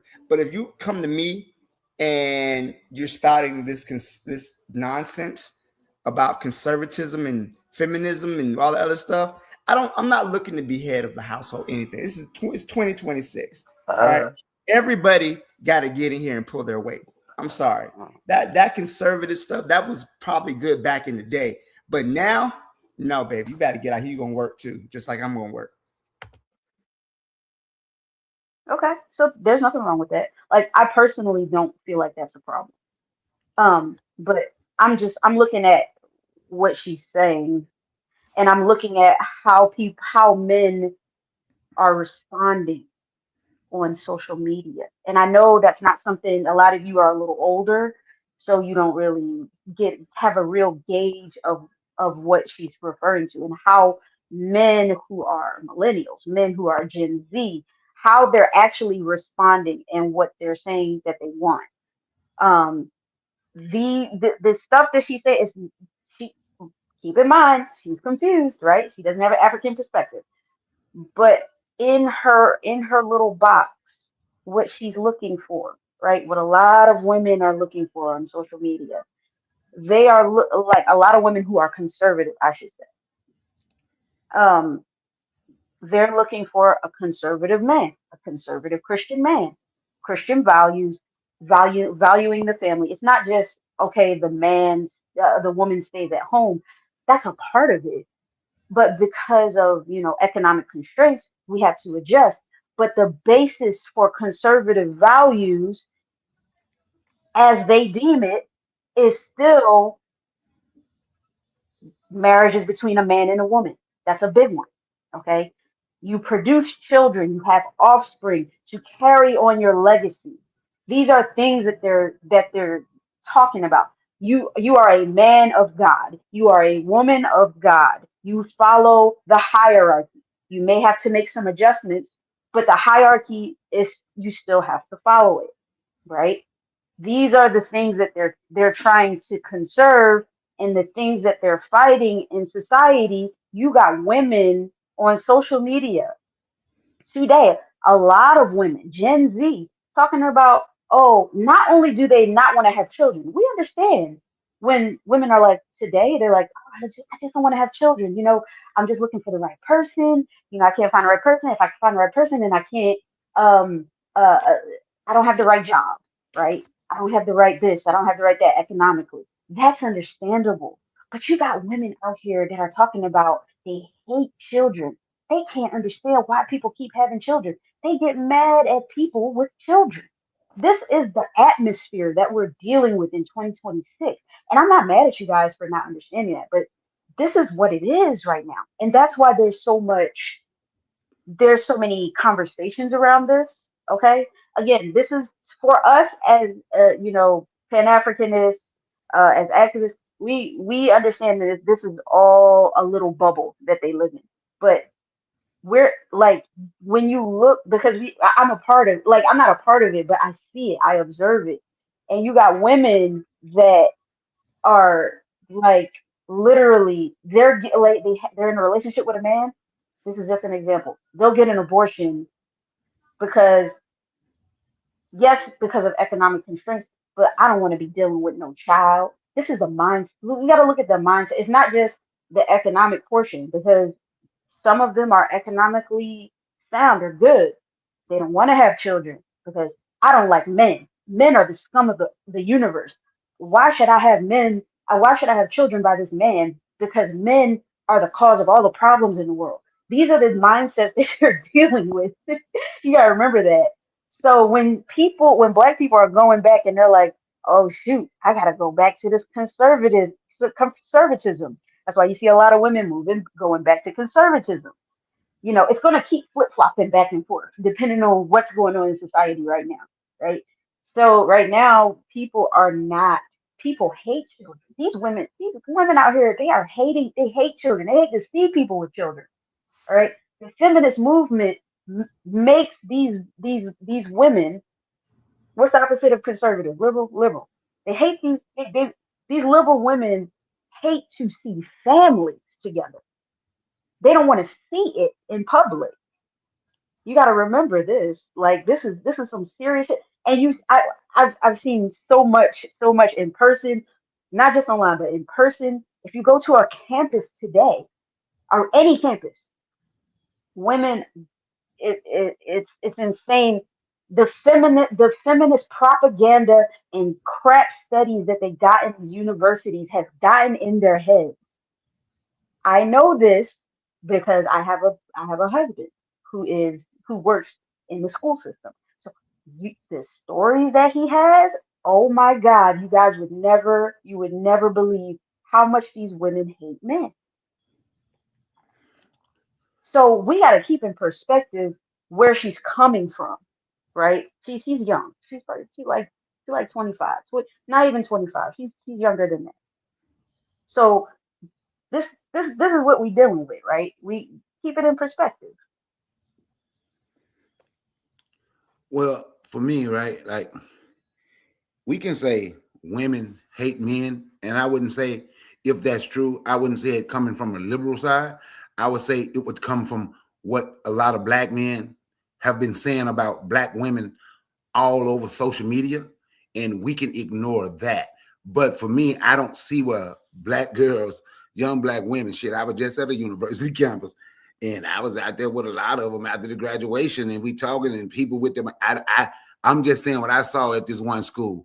in my limited time being there, the times that I have been there on campus, I don't see the hate that that women have for men. I'm not saying it's not no women, but I'm quite sure if you're around of whatever, because I don't even know what a conservative woman would be. If you're around a conservative black woman, you're gonna find some of them that hate men. See, my thing is, and I was listening to what Cheryl said, we want to put everything on everybody else, right? But we don't ever look and say, damn, like the dude, I hate to even say his name, but Kevin Samuels, he became a hero for shitting on black women. He would bring women from other races on his panel to shit, pardon my French, on black women. We can't blame whatever a black woman decided to say about a black man because black men start following that. Somebody who I looking at him in here and thought was gay. That's just my opinion. And I think he had a reason to hate black women because I think he was gay. But he died with a white woman with cocaine. But anyway, he became a hero for ishing on black women. So then if a black woman says something back, so now then it's the black woman that's to blame, or it's the school, or it's somebody else that taught them that. No. Sometimes we got to say, damn, we did make this dude a hero. What did he do? What was his job on social media? He was somebody being paid to him. So then you had a woman, Cynthia G, and I hate to say that wench name, that was spewing hate black men, and you had her crew. And what was she doing? She was getting paid to spew hate black men. So you got one person over here became a hero to black men for ishing on black women. And nobody's like, ooh, black woman has to be perfect. And then you got the woman over here ishing on black men. So, ooh, so I guess a black man got to be perfect. You got somebody who's going to follow her and say, abort black male babies, abort black male babies, abort black male babies. And the shit went on for years. And you got this person over here just telling you how horrible black women is. Sometimes it's what we are doing. Sometimes it's what we are doing to cause this confusion amongst us so we can get a dollar. That's why I agree with what Black Steel said. She knows what she's doing. She might not be getting a lot of money yet, but what she's doing, there's money in that, and she would get paid. Sometimes it's us, and we still listen to those people. Me, I turn those people off, right? Didn't nobody send me clips of the dude I was just talking about? After I heard one like him, I wouldn't know the stuff he's saying because he didn't matter to me. If didn't nobody send me clips of the woman I was just talking about, I wouldn't have known what she was saying because she didn't matter to me. Because I knew how to turn them off. They didn't mean a damn thing. But sometimes we got to say, you know what? We did sit back and allow because we watched them. We made them popular. We did sit back and get them paid. And all they did was create division and confusion amongst the black man and the black woman. We, in 2026, have much to do with this, if not more than anything else, because of what, and it's not just them talking, it's us following, it's us listening, it's us tuning in, it's us making them stars.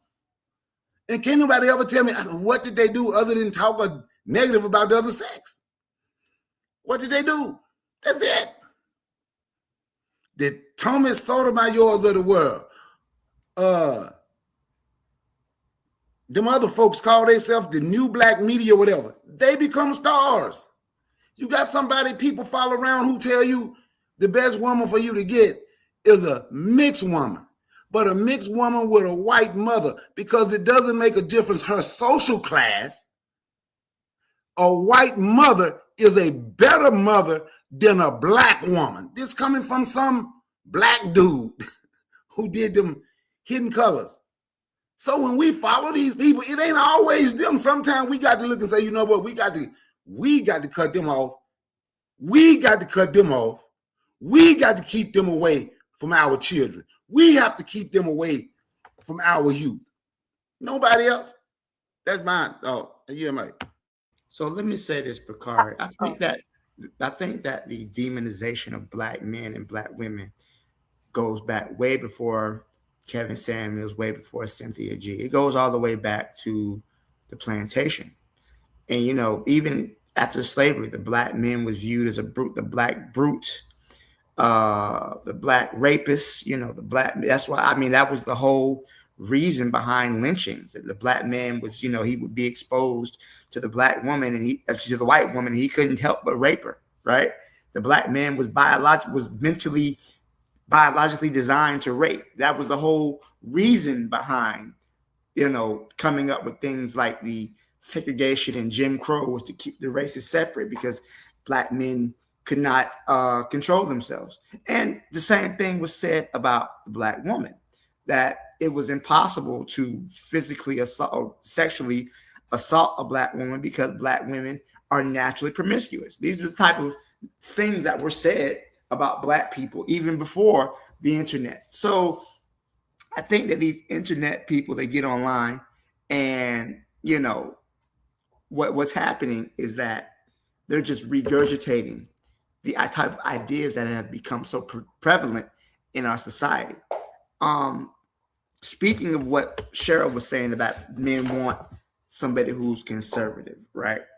I agree I agree, because if you listen to what a lot of women say, as you said, they want somebody who, who's God-fearing, who, is a provider, right? These are all very conservative views.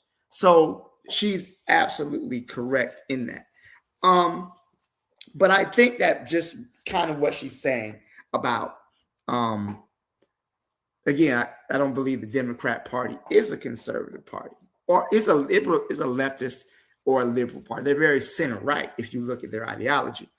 But the reason we're not listening to her, to answer Koku in the chat, is because she's fundamentally incorrect. First of all, she's tying Democrats with leftism, which is incorrect. Second of all, she's trying to say that black people, because we vote a certain way politically, that influences our behavior, right? I don't know the stats on abortion. I don't know, to take down the reasons or whatnot. All I know is this: people gonna have abortions no matter what laws you pass. They always have and they always will, right? When people feel like they're pregnant, they can't take care of a child, they don't want to have support from the other person, from the parent, then they feel they do what they got to do. Making abortion safe, that was something that was pushed with Roe v. Wade, because at the end of and part of that is because women were dying from abortion. They were trying to have abortion with the co-hangers. They were dying. And the thing about pissing me off about the conservatives, right? When they say they want to stop abortion, right? They're not pro-life, they're pro-birth. Because once that child is born, I think I said this before, fuck them kids, right? They want to cut every possible support. They want to cut housing vouchers. They want to cut food stamps. Once they want you to carry the baby, but once that baby's here, all right, figure it out. So to me, the conservatives say one thing and do another. If you want to stop women from having abortions, why don't you make it so it's easier to raise a child? Well, I don't ever see them supporting extended family leave. I don't see them supporting lowering the cost of daycare expenses, making things more affordable, bringing down the cost of housing, for example, which is out of control in this country, right? They don't want to do anything to make your life better. Everything is about rugged individualism. And let's be honest, it's not rugged individualism for them, for the wealthy. For the wealthy, it's socialism, but it's rugged individualism for everybody else. Everybody else got to get it out the mud as best they can. So when we talk about, okay, we don't want women to have abortions, but at the same time, these conservatives are doing everything possible to make life harder for you. So it's any wonder that these young women don't want to have kids, because they can't afford a home, You go to college for all these years and you can't even get a job when you get out. AI is replacing everything. So these conservatives are out of touch with reality, and they're pathological liars.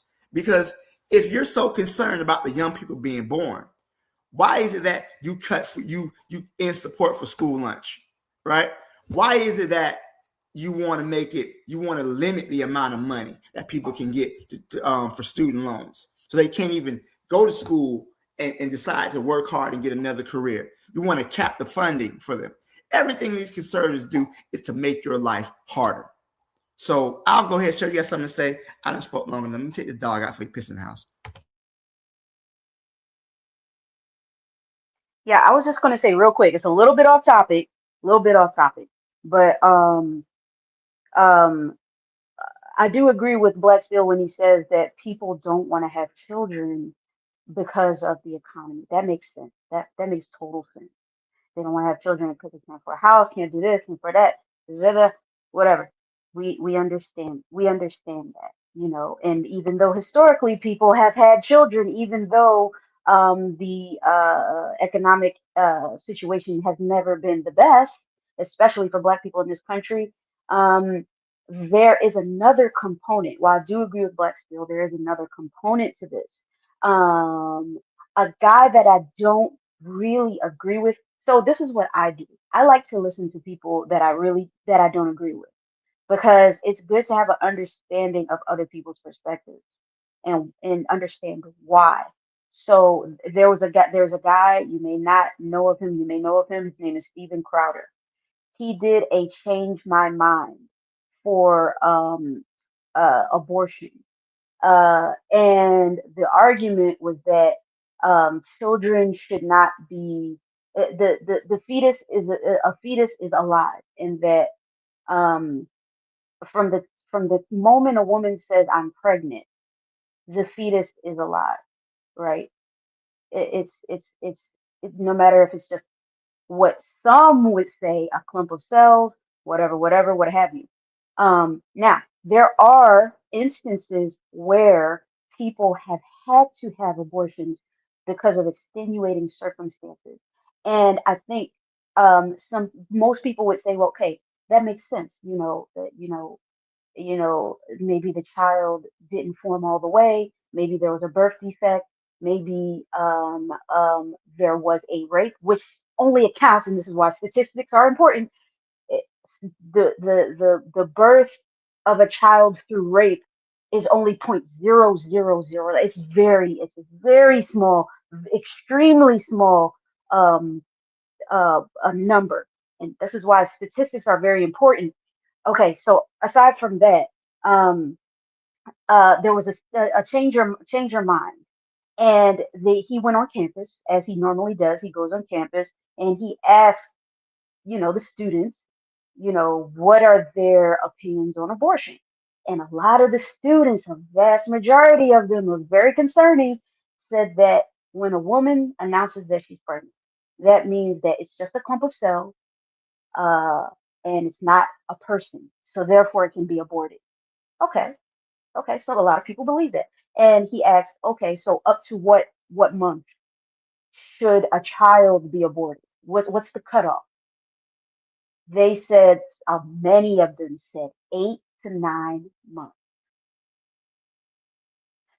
And their reasoning was because it's not born yet. Some people said 6 months, and he questioned them on each stage. Well, what's the reason? Oh, because some people said, for the people who believe that the child should be aborted right away, you can be aborted at 1 month, 2 months, 3 months. They're just a clump of cells. And some people argue that, okay, well, they shouldn't be aborted until they have a heartbeat. So at various different stages, this is what the mind of the average Western person thinks in 2026. Well, that wasn't even 2026. Okay, that was like 20 before the pandemic, 2016 or something like that. So I guess the point is that you have a lot of millennials and Gen Z that don't even they don't have the value of life that you do when they're making these decisions. And this is why it's important to really listen to what people like her are saying, because this is what this generation is thinking. And so we're getting back to what Bakari is saying, the influence that social media, we cannot discount the influence that social media has on children and on young adults. It's immense, it's impactful, and we need to pay attention. We can't just say, oh, she's crazy, you know, she's just a crazy conservative, blah, blah, blah, blah, because it points to a deeper issue. And the issue lies in the institutions, and it lies in the platforms that kids are on. Like it really is having an impact. It's definitely a generational thing. Like I'm not mad at what Bakari is saying, because what he's saying is what I agree with. I would just cut it off. I would just cut off the social media. I don't need to be on Instagram. I don't have to showcase my life 24/7 on Instagram. But this is the world that these kids are growing up in. So as bad as it was during your generation, if you're a baby boomer, if you're Gen X, it's 10 times worse because you have social media, and the effects of social media on children and young adults is immense. We cannot ignore that. You can't just say, well, they just need to get off of it. It's not that simple. There's levels to this, and we need to find more creative ways to reach these children. And it's difficult when you have people who are set in their ways and they don't really want to, they don't know how. I don't want to say they don't want to, but they don't know how to um, create a solution. But the solution is not having your children on social media so much, because it's it turns your brain to mush, as you can see with this girl here. But it's a desperate cry for help, to be honest, because this is the environment that social media has created. So I just want everybody to just keep that in mind. I think you know what, Cheryl? I think the problem is deeper than social media. Um, the problem, the reason why young people don't want to have kids, right? There's something that some of the young people do. They call it doom scrolling. I don't know if you're familiar with the term doom scrolling, where they go online, they scroll, and they see everything bad about the world. I think the problem is it not so is social media is I think is a symptom of a larger problem, which is late stage capitalism, right? And the people have basically given in. The average person is giving up. They're in a sense of despair, right? They don't feel that they can do anything to make the world better, right? So why have kids? Why bring a child into this fucked up world? So, like you said, we've had children under worse circumstances. We've had lives under worse circumstances, but we had community, we had family, we had each other, right? Black people, we've always been all we had, no matter what political party. Back when the Whigs and the Know Nothings and all these other political parties that ain't even around, Black people was going through it but we had each other. We still reproduced, we still built families, we still built connections, right? And like Bakari was saying, like other people are saying, right? These people get online, they say Black men are evil, Black women are evil. How do you build family? Black people could not survive without each other. So I think the problem is just how me putting on my leftist communist hat. Shout out to Buana, who's not here tonight, right? Get my all workers of the world ideology. The way that capitalism has atomized society, it has destroyed the social bonds that built us together. So these young people come into the world, of course they're going to say, I hate men, because men are the problem because of the patriarchy, quote unquote. I hate women. Women are the problem because they don't want to fuck me. You know, they're killing the kids. But overall, people are literally coming. They cannot envision a world where things get better. So what the social media is reflecting is the larger attitude of that how did Huey Newton say it? Reactionary suicide, right? They've already committed themselves to giving up, and they don't see a better world. So why have kids? Just travel and live your life and be happy. Because by the end of the day, how did it say in Shakespeare? Eat, drink, and be merry, for tomorrow we die. Right? And that's the YOLO. You only live once. FOMO, fear of missing out. These ideas have infiltrated the culture in the West, not so much in outside of the Western European ideology, but we still see, Africans and other people who building family formations and whatnot. But I think it's the overall dominance of late stage capitalism, the alienation that we all feel from each other. We're always talking about a loneliness epidemic, right? Loneliness. And they want to frame it as a male loneliness epidemic. Women are lonely too, because people have been so focused on working and trying to survive when you need multiple incomes and have to work multiple jobs, right? To survive. So I think that's kind of where these thought processes come out about, we don't have the kid because when the kid's born, life is gonna suck, and my life sucks, and why would I bring a child into this world? It's the absence of believing that you can make changes to make this world a better place. Here's my thing, right? Like when Cheryl say some people don't want, you know what? Now, from my experience, the people who out here don't like kids a damn is not the young ones. But for me, man, I've been telling my kids, man, look, I need grandkids. I sometimes it's what you can teach at home too. I tell my kids, I've been telling them, I want grandkids. Shit, my kids know. I told all my kids, give me 7 grandkids apiece. I'll be happy. My oldest got 5 right now.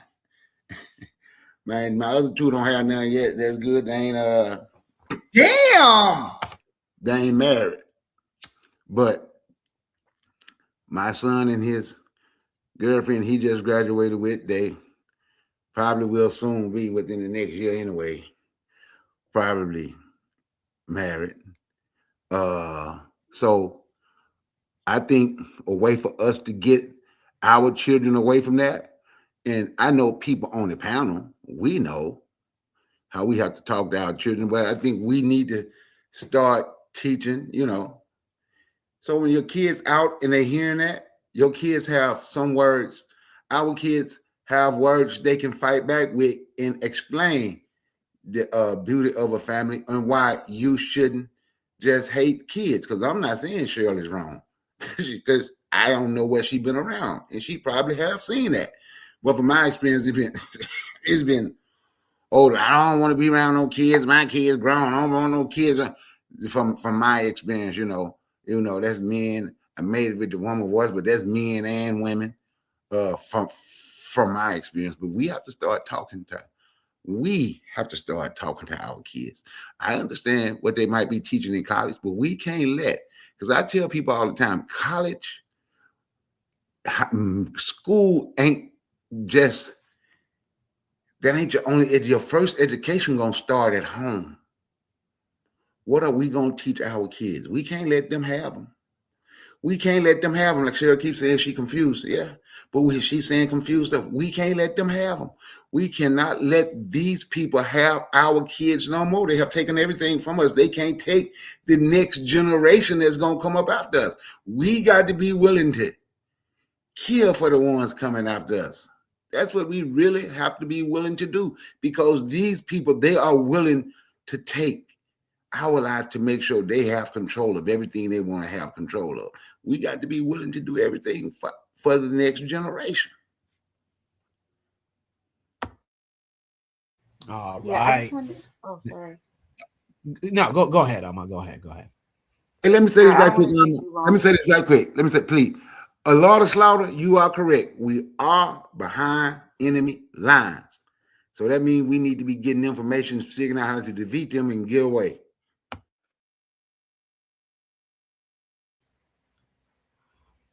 Man, Brother Bakari, appreciate it. Go ahead, Amma. Yeah, I just wanted to say, like, for Bakari, like Black Steel 2, made a couple good points. But Bakari, when you're saying things like, you know, I want some grandchildren. We're getting to the stage,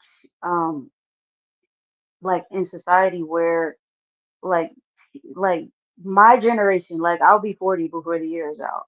I mean, before the decade is out. So, like my generation and after, maybe not me, because I'm millennial, but I'm like in the middle of the road millennial. Like maybe like the later millennials and the Gen Z, they are projected to be the loneliest generation in history because not only do they not want children, when they have the means to have children, they choose not to because they don't want the responsibility and don't even talk about having grandchildren. They don't even want to conceive of that. They are the last, like the majority of them that have fallen into this trap, they're the last of their generation. And a lot of them, even the like the Gen Zs that my husband talks about in class, a lot of them are suffering like it's like exponential suicide, depression. I mean, it's more than obviously that makes sense after the pandemic, but it's just all the things that they're presented with about starting a family. I mean, to an extent, our black people, our people have always been encouraged to, go get that job, go, if you live in the inner city, it's go get that job, don't worry about your family later. That's what the majority of us grew up on, especially during the Obama administration.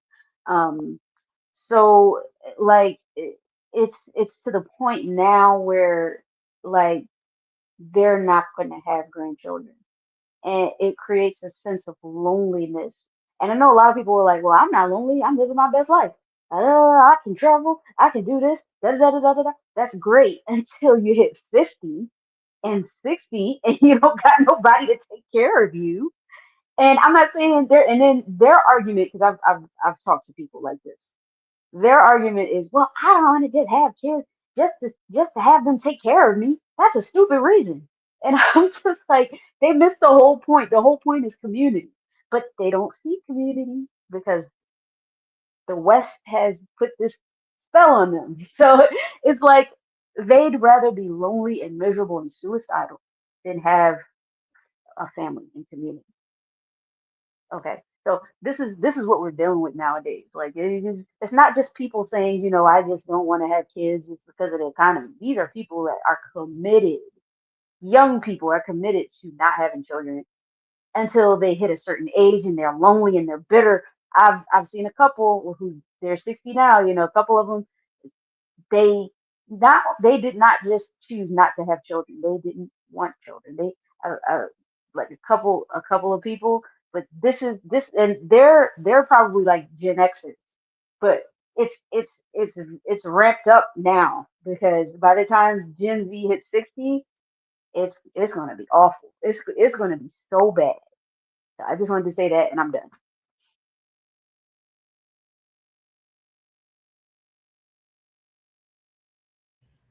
All right. Whoa. I appreciate, man, each and every one of our panelists so far. We got one new panelist. I'm hoping that he got a chance to hear the video to refer to. Again, the still pictures on the background of the screen. Again, if you're just joining in, you are listening to the voice of Jacadero filling in for Brother Koku. And I'm proud to do it here on Shoot the Breeze episode 240 on the Bitter Medicine podcast. I can first welcome to Shoot the Breeze episode 240. How are you? Hope you're well. And also, did you get a chance to become familiar with Shoot the Breeze topic number 2 with Do You Disagree with her on screen? What's going on, Jack? And respect to Koku, wherever you are.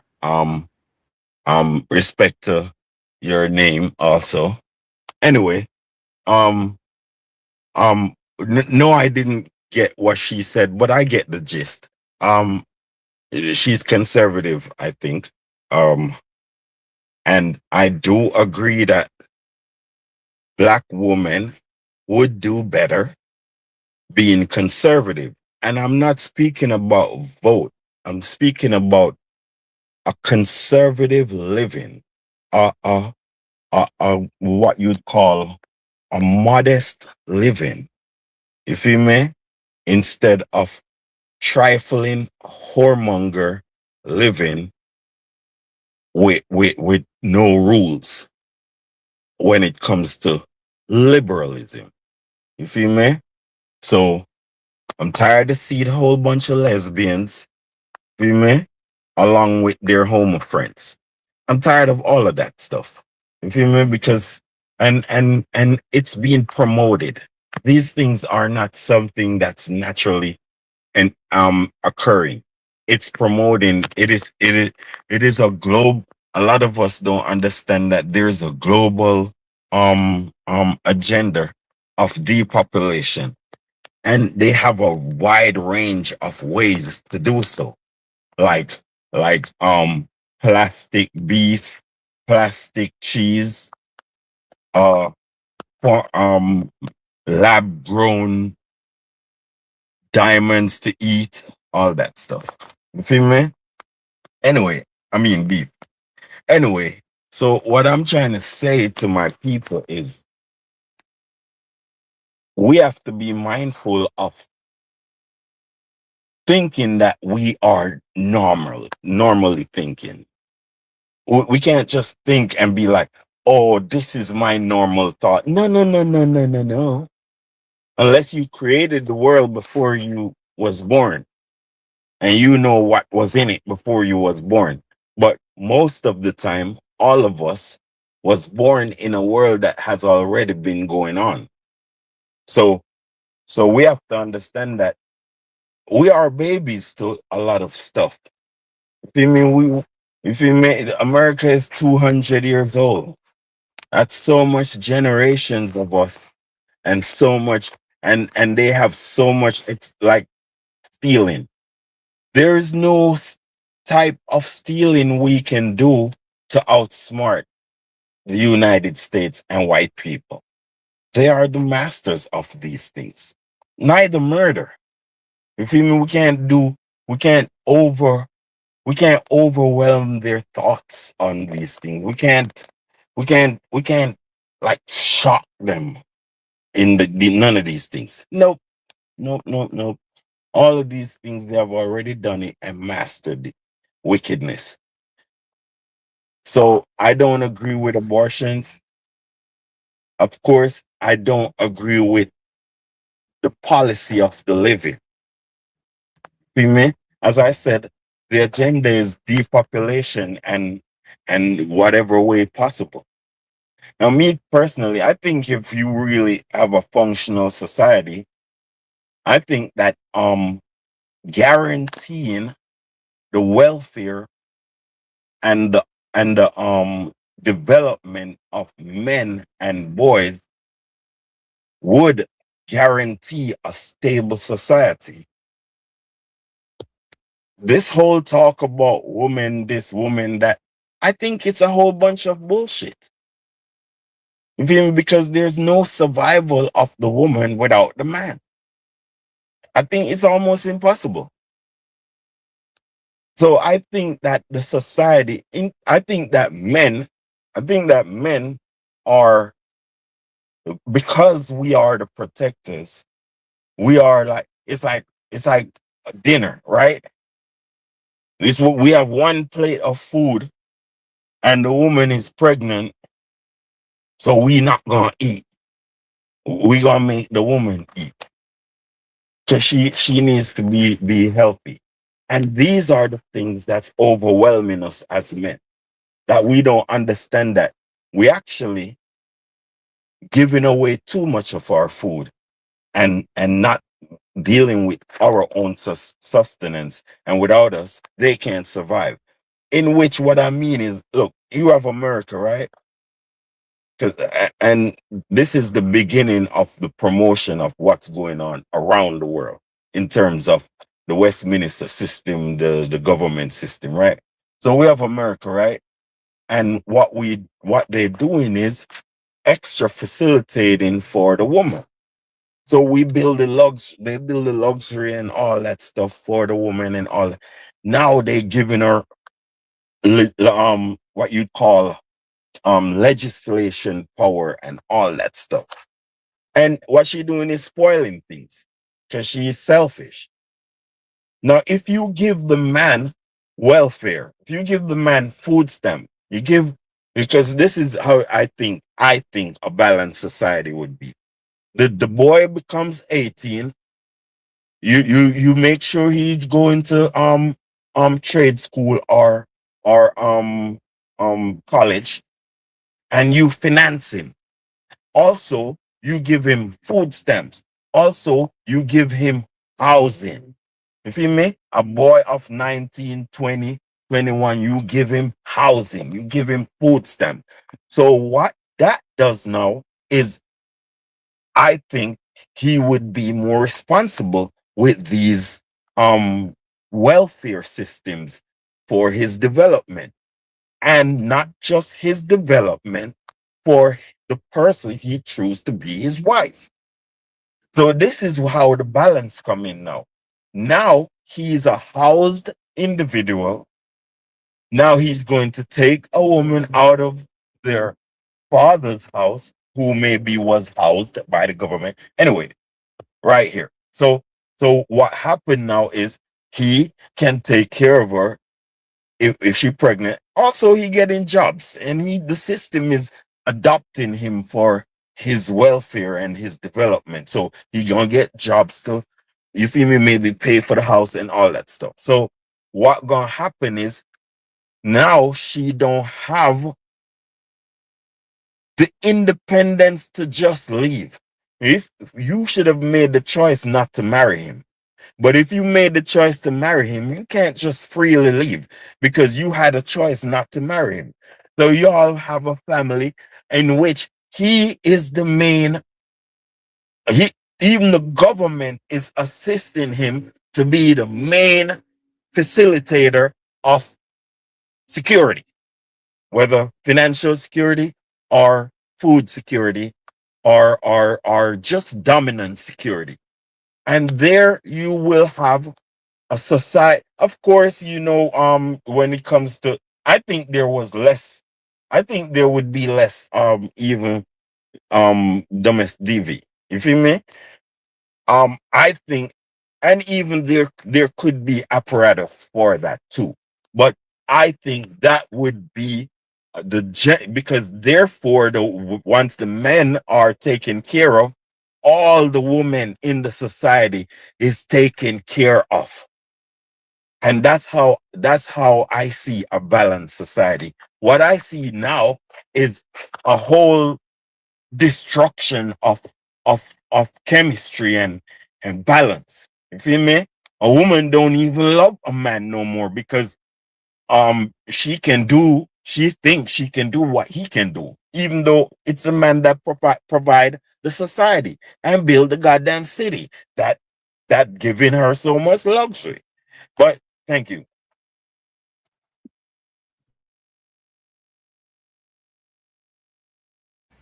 I appreciate it. I can. Any rebuttals to I can, or any? No, let's move on to the next topic, please. Say it again, Blackbeard. All right. Once again, if you are hearing my voice and you're confused, I am Jacadero, filling in for Brother Koku here on Shoot the Breeze, episode 240 on the Bitter Medicine podcast. We are dissecting our thoughts and our perspectives on each topic. Let's get to the next topic at hand. Shoot the Breeze topic number 3 deals with a guy that, if you're familiar with this show, you've seen time and time again. He's a disruptor. He's a frustrator. He goes by the name of Zanu. And we ask, he strikes again, or is he right this time? This comes with a video, and this might trigger, this might not, but that's the reason on why that's the reason on why we're gonna have our You on a roll tonight, Jacadero, ain't you? You on a roll tonight. Okay, I'll be quiet. There's a reason. Let's go. No chance for the liberals.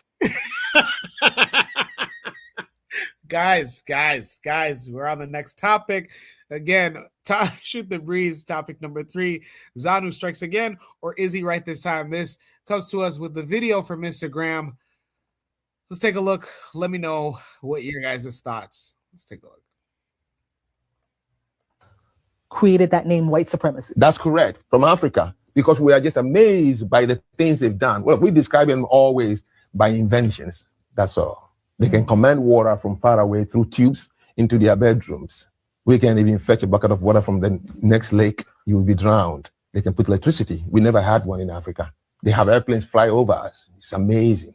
Everything they've done is the reason my people say these people are superior, not because of slavery. They came to colonize us and they brought things we have never seen before. They gave a king a mirror and he was dancing and sold his people away. They brought guns we have never seen, boom, and kill somebody right away. You know what they used to do in the Congo? Right. They put dynamite in the rocks and then they hide the switch. And then when they point their finger, go boom. And the Congolese till today, they call the white man kiboom, the sound of the dynamite.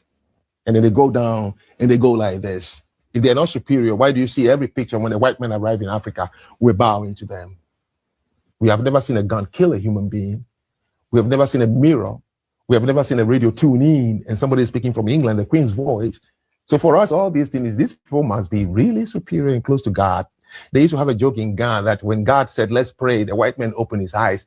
The black people were covering his eyes. So the white man saw how God created the world. That's why they are so good at what they do. And I'm telling you, these are folklores from which we grew up. If anyone told you that white people came to Africa to tell us they're superior, it's a lie. They never said that.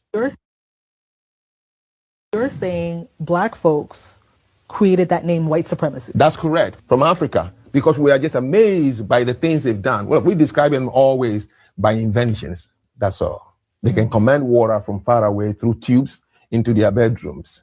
We can even fetch a bucket of water from the next lake. You will be drowned. They can put electricity. We never had one in Africa. They have airplanes fly over us. It's amazing. Everything they've done is the reason my people say these people are superior, not because of slavery. They came to colonize us and they brought things we have never seen before. They gave a king a mirror and he was dancing and sold his people away. They brought guns we have never seen, boom, and kill somebody right away. You know what they used to do in the Congo? Right. They put dynamite in the rocks and then they hide the switch. And then when they point their finger, go boom. And the Congolese till today, they call the white man kiboom, the sound of the dynamite. And then they go down and they go like this. If they're not superior, why do you see every picture when the white men arrive in Africa, we're bowing to them? We have never seen a gun kill a human being. You're going to repeat that? You're going to repeat that, boss man? We have never seen a radio tune in and somebody speaking from England, the Queen's voice. So for us, all these things, these people must be really superior and close to God. They used to have a joke in Ghana that when God said, let's pray, the white man opened his eyes. Dear, you're not going to stop this, Negro. The world. That's why they are so good at what they do. And I'm telling you, these are folklores from which we grew up. If anyone told you that white people came to Africa to tell us they're superior, it's a lie. They never said that. Did you want me to replay that once again? No, man. Shit, no. Okay, all right. Once again, I am Jacadero filling in for Brother Koku. An honor to fill in for Brother Koku here on Shoot the Breeze episode 240 on the Better Medicine podcast. This is a Shoot the Breeze topic number 3, and we ask Zanu strikes again, or is he right this time? Zanu being this Ghanaian economist, and his ability to be controversial each and every time that he gets on a podcast.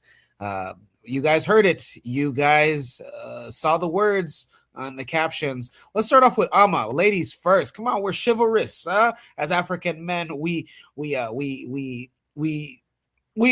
what we can for the ladies. And lady, Amma, what say you? Is strike again? Is he right this time? Let us know your thoughts. I feel like there may be a language barrier, or maybe there's not. But I thought I heard him say our black people, I guess in Africa, they see white people as superior, not because of slavery, but because of the bombs and the things that they do. And he gave an example of the dynamite and the sound, and that they associate the sound with white people. Uh, I get the reference.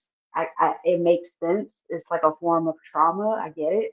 But to say that they don't think that they're superior because of the slavery, it makes me want to like look into him a little bit more and see what else he has to say about slavery itself. Because it's coming off like he's the type of guy that thinks that slavery did not have an impact on his people or black people in general, and that the impact wasn't so much that it should hinder us or stop us from doing the things that we have to do as a people.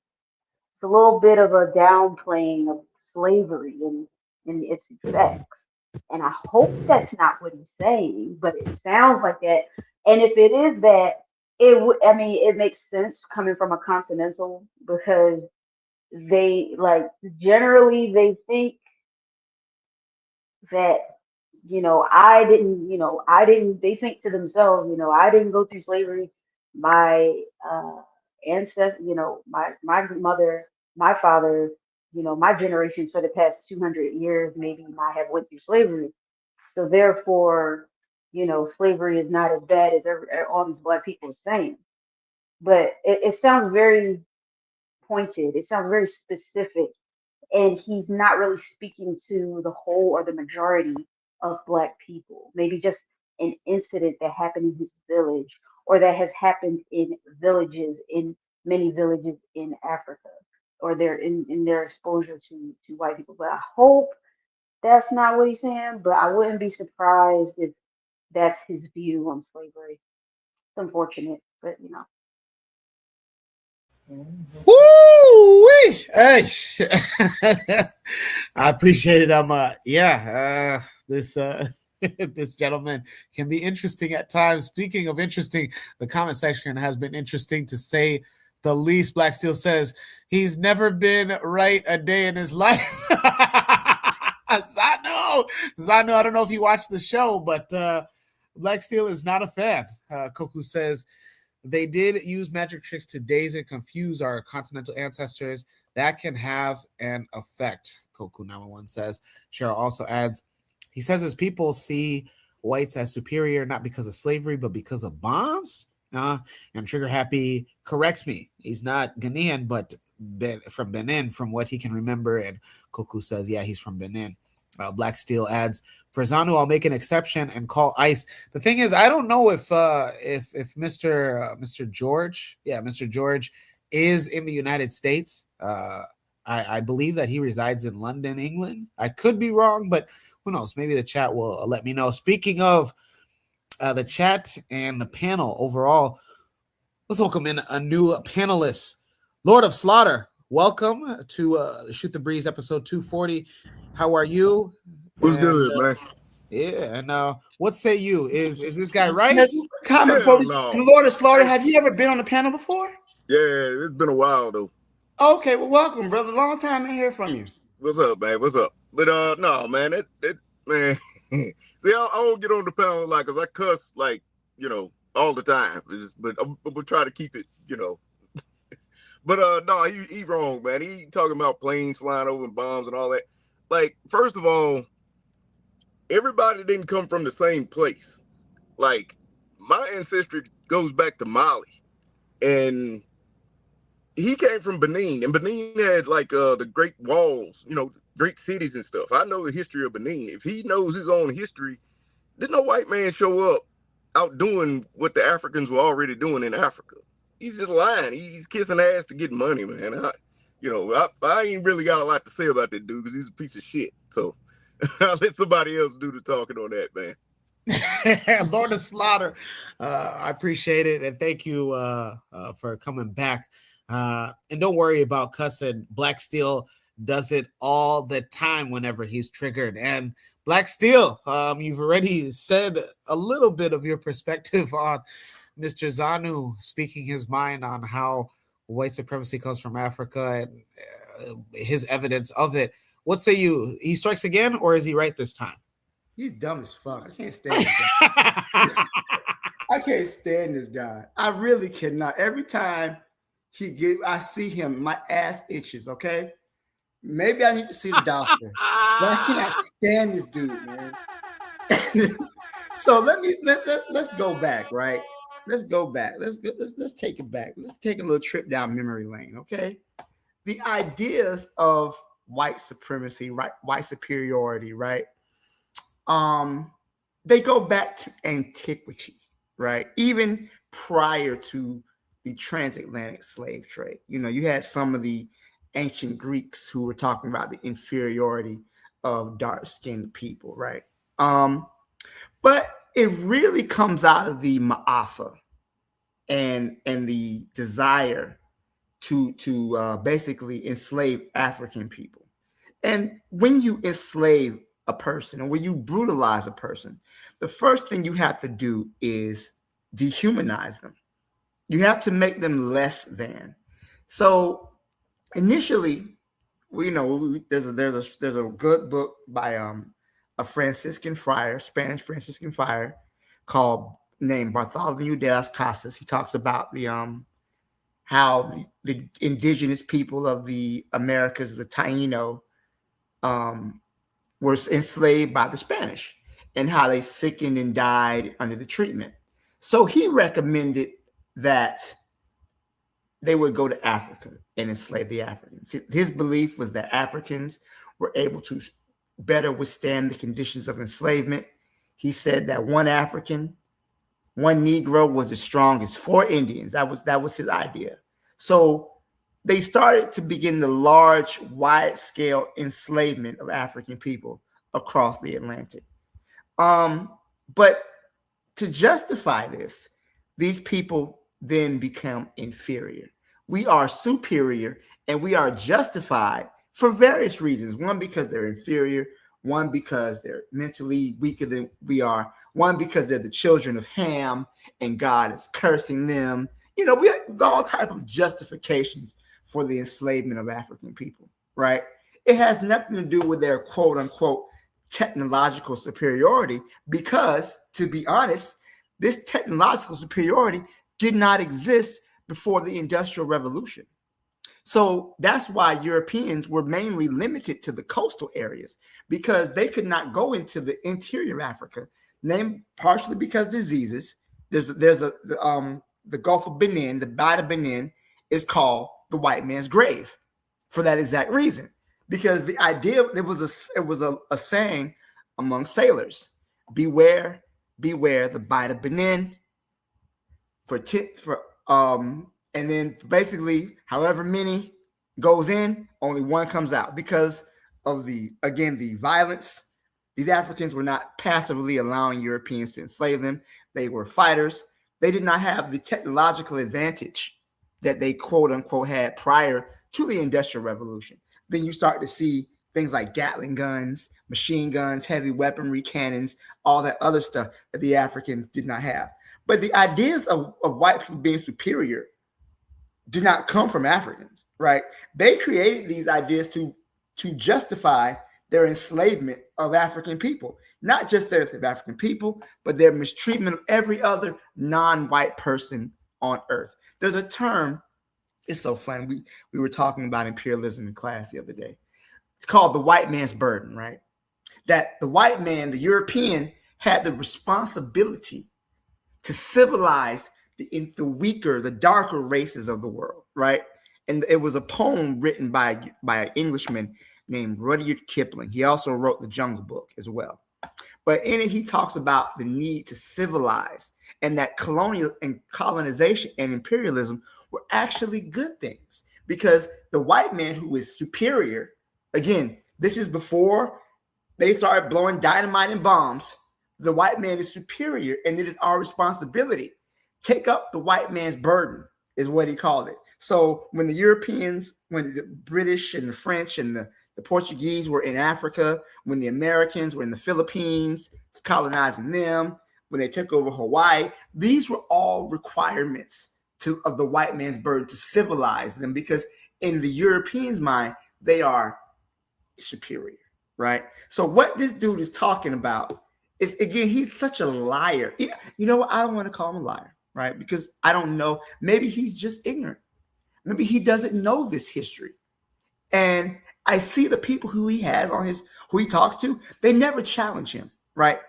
They always follow and say whatever. Oh, yeah, whatever, right? So they see, thank you, Sheriff. They see us as children. So the idea of the civilizing mission of the white man comes from white supremacy, which is not something that Africans created. Even in, for example, during World War II, right? A lot of American, British, Australian pilots were in New Guinea, Papua New Guinea.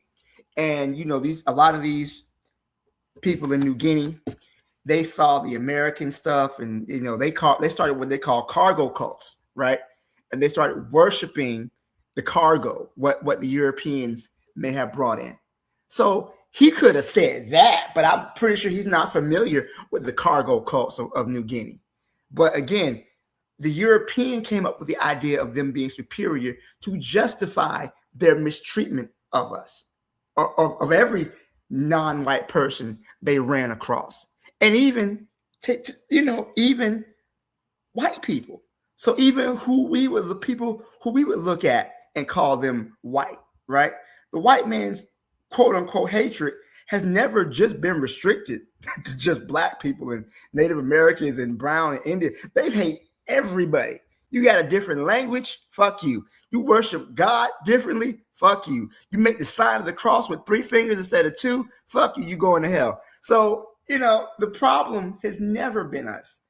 It's their pathological culture which has created these types of ideologies. I'll stop there. I'll pass it on. Thank you. You see, Lord of Slaughter, you see what I said about the cursing thing? You don't have to worry about it because black still always let me takes say a little something before you go to the next panelist. Yeah, go ahead. I agree with him right there, man, because like it's ridiculous when you got somebody to get up there and fucking say stupid shit like that, because what plane was flying around in like before 1492 and shit? Like planes flying over, oh man, they so good. Come on, man. That dude, but see, he needs to exist because he also keeps people like Trump as stupid as Trump is. Like the way Trump went over and thought he was just going to blow up the Ayatollah and the war was going to be over. Because he's dumb. He thinks people is, you know, like inferior. And now he's got his ass in this shit and he can't fucking get out of it. You know what I mean? But yeah, that's it. That's all I wanted to say. I appreciate it, Lord of Slaughter. I can. What say you? Did Mr. Zanu here, was he cooking? I mean, I'm just paraphrasing here the shoot the breeze question, but is he right or is he wrong? Well, thank you, man. Hey, listen, man. This guy is no different from the Africans that is doing terrorism in the Sahel. If you mean, he's just yeah, he's the same thing. Let me tell you something. Let me let this pass for a minute. All right, look here. Africans that come from the colonized region, I don't really listen to them too much. No, I don't really be listening to them too much. You have to be saying the names of some prophets for me to have any respect for you. If you ain't following none of the prophets, none of the great historians of the black world, you cannot, you're an idiot. You're a fool. You feel me? Because it's like you have been transformed into the 1/3 of a human. You feel me? Because that's what's going on. It's like this is how Christians behave, and maybe Muslims too. They tell you your lifestyle is going to destroy you. But what they do is make sure you are destroyed. And that's how white people is. They tell you you're 3/5 of a human, but what they do is try to make sure you are put in that position so you see what they're talking about. You feel me? So this guy is his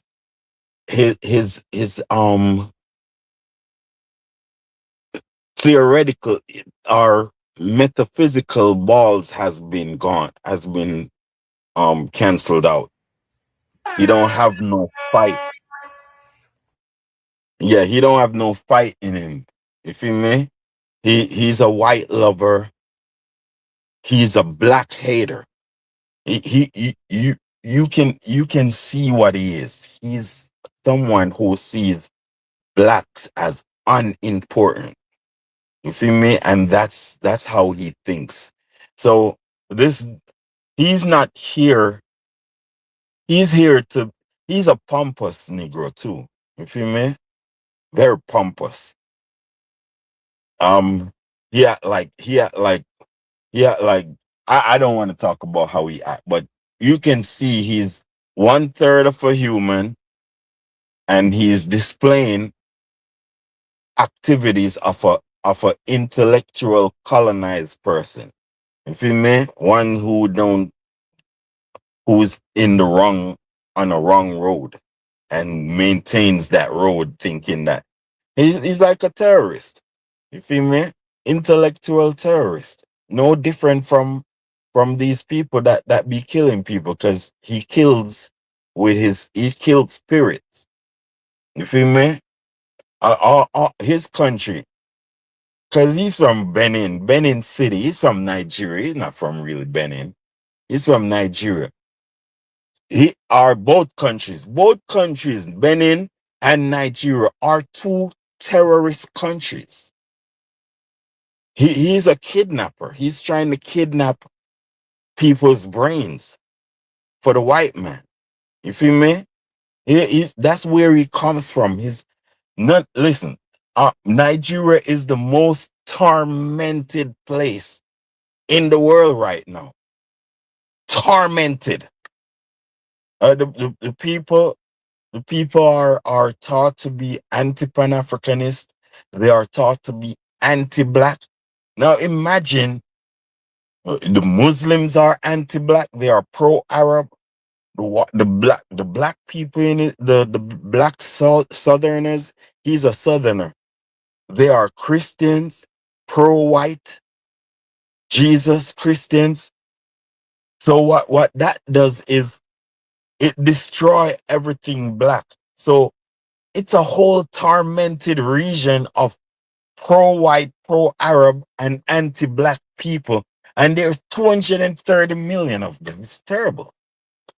He's just one of them. Imagine all of them. Almost 90% of Nigeria is just like him. All right, that's where I'm ending it, because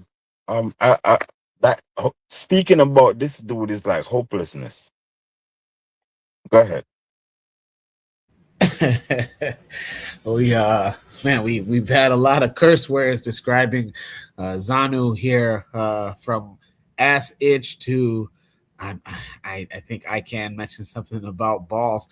Koku 911 says, Devil's Advocate, he is discussing documented things that the enslavers did, but he is using it to make us look historically dumb. Brother Bakari, what say you? Was that Brother Zanu, was he cooking, or is he just completely off? I'll say he's off, but I do believe that there's a lot of black people that believe white people are superior to them. And this is why I say words have power. This is why I don't ever use the term white supremacy. I would never use the term white and supreme together. Not as a representation of white people. I don't give a damn what they want to do or how they feel. I would never use those two words together. And that's me. I ain't telling nobody to do what I do. But I think words have power. But when I say I do think there's some black people that believe white people are superior, me and a brother of mine had this conversation. And we always talk about, have y'all ever been around any of the black people and we say, well, let's do this so we can start building, right? And it's some black people, as soon as you say, no, but if you do that, they're going to do this.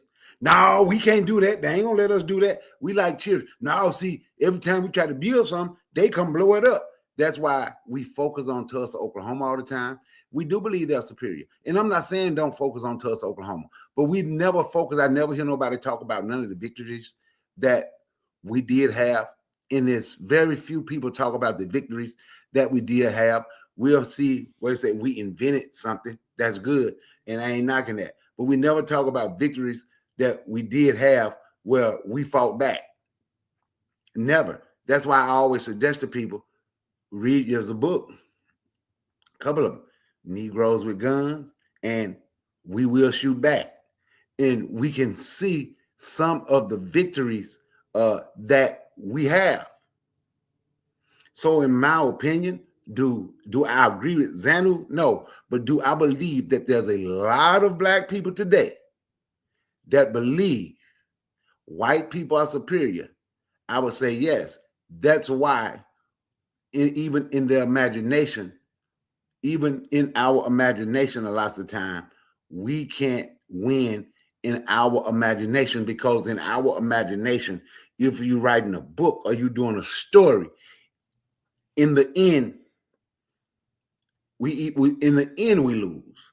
And I use just the story Dead Presidents, for example, or the story with what the women, I can't think, Set It Off, where Queen Latifah them was robbing banks.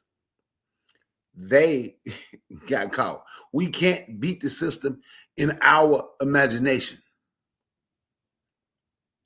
So if the majority of us lose in our imagination, how can we say that there's a lot of us that don't believe they are superior?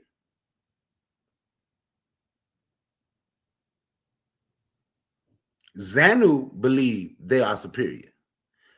That's why he talked about how they can put down pipes and have water run to the house, and we can barely go get a bucket of water from the river. See, there's a lot of things that has happened. See, they have taken our brain, right? And today, like a lot of times, we don't think we can do something unless they come. We waiting on somebody to come do it for us. And all of these are opinion. This is my opinion. But for me, when we hear the term white and supreme together, we can say that's not what we are saying. But words have meaning, and the root word to supremacist is supreme. They believe they are supreme.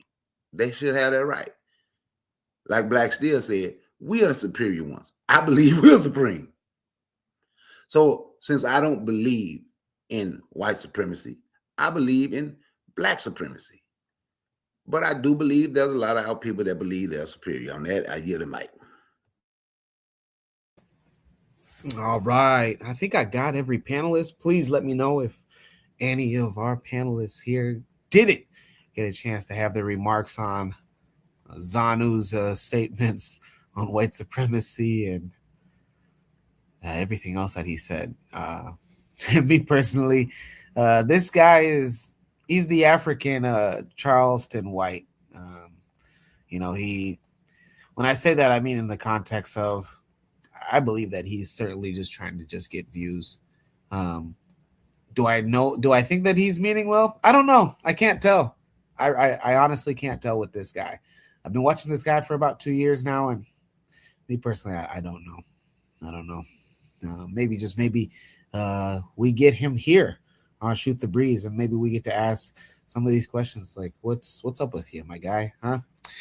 Well, with that being said, it doesn't sound like anybody had any objections. It didn't sound like anybody disagreed as far as our panelists go. So we can get into our next topic. It's Shoot the Breeze topic number 4. Before we get into that, let's see if there's any. See if there's anything else. Shell says, if he has a white wife, well, there you go.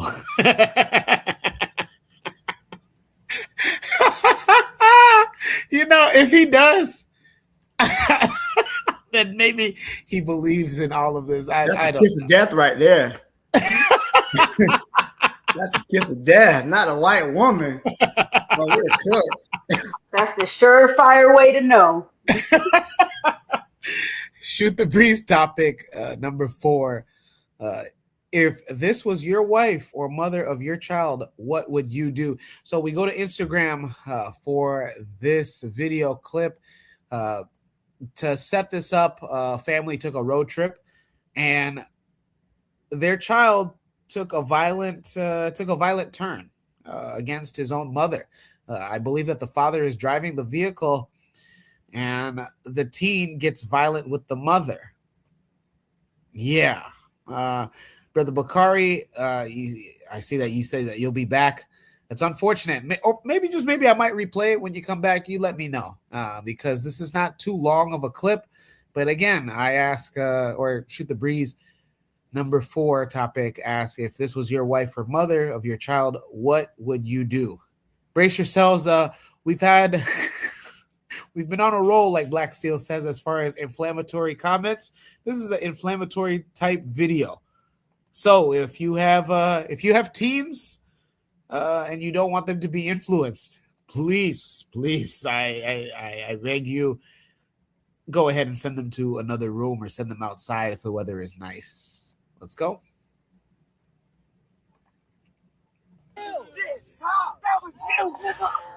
Stop. Hey, chill. You're a fucking bitch. Chill. You was fucking all that. Stop. Chill. Stop. That was you, nigga. Stop. I talk. Bitch. Hey, chill. You fucking bitch. You're a fucking bitch. Chill. You was fucking all that. Stop. Chill. Stop. That was you, nigga. Stop. I talk. Chill. Stop. That was you. I only laugh because I'm sure many of you weren't expecting the race of this family. But again, the title says it itself. Teen attacks his own mother on road trip after being told no to rap music. Before we get into the comments in this chat, let's go to the Instagram comments where this video clip is. Dad need to pull over and go old school on him.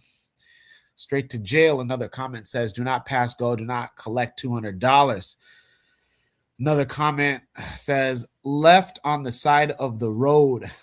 Somebody said the driver is in his own lane. Another comment reads, why is the dad just driving like his wife is not being handled by their son? And somebody else says the usual suspects, laughing emoji. In the chat, again, the question asked for Shoot the Breeze topic number 4. If this was your wife or mother of your child, what would you do? RBG says, Zammy. RBG, welcome, by the way. I don't know if I got the chance to greet you, but greetings. Welcome to Shoot the Breeze episode 240. Black Steel says, oh, there are white people. Let me mind my business. Trigger happy as a laughing emoji. Koku 911 says savages. Next. Cheryl says, I suspected they were the pale kind. Lord of Slaughter, we start with you. What say you? If this was your wife or mother of your child, what would you do? Yeah, if he was mine, I'm just going ahead and just punch him dead in the mouth, man. I'm not gonna keep out. But the race of these people that's normal stuff, man. I mean, like that's ground level white folks, man. Like I've seen motherfuckers acting like that out in the real world. You know what I mean? Like they just can't control the kids. But those same kids are the ones that grow up, start shooting up schools, and being terrorists and all the other shit that you see. I mean, this is how they become who they are when they get grown and start acting up. You know what I mean? And the ones that actually like go to school, they skate through. The parents pay for them to go to school. They don't learn anything. They get out. They get these jobs, and it's still that same person right there that you just seen, you know, like Pete Hegseth or something like that. He's like that, you know. His own mama said he wasn't shit. You know what I mean? And look at him; he's still, you know, Department of what is it, Secretary of Defense, whatever the hell they call him. They change it, Secretary of War. They're ridiculous, man. But all of them like spoiled brats, and that's what they do. You know, the parents can't control them. It's just they fucking maniacs, man. That's all I can say. You know, it's the caveman shit coming out. I'll leave it there. Lord Slaughter, I appreciate it. You summoned Secretary of War Pete Hegseth and said that that was a younger Pete Hegseth. It took a lot for me not to spit out my drink as you were saying your comments. Trigger Happy also comments, this is pretty expected as culturally they aren't as family oriented as the propaganda seems, or as at least there is not a sense of stability. Speaking of stability, the one that has let us know that she's in a stable relationship, a marriage. Ama, let's go to you. What say you? If this, I mean, how can I ask this? Because you're a wife. So let's say this: if this was you and your husband was just driving along on this road trip, what would you do?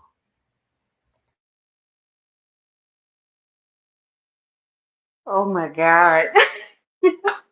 First of all, I was not expecting that. It was just so funny. I know it's serious and all, but that was so funny.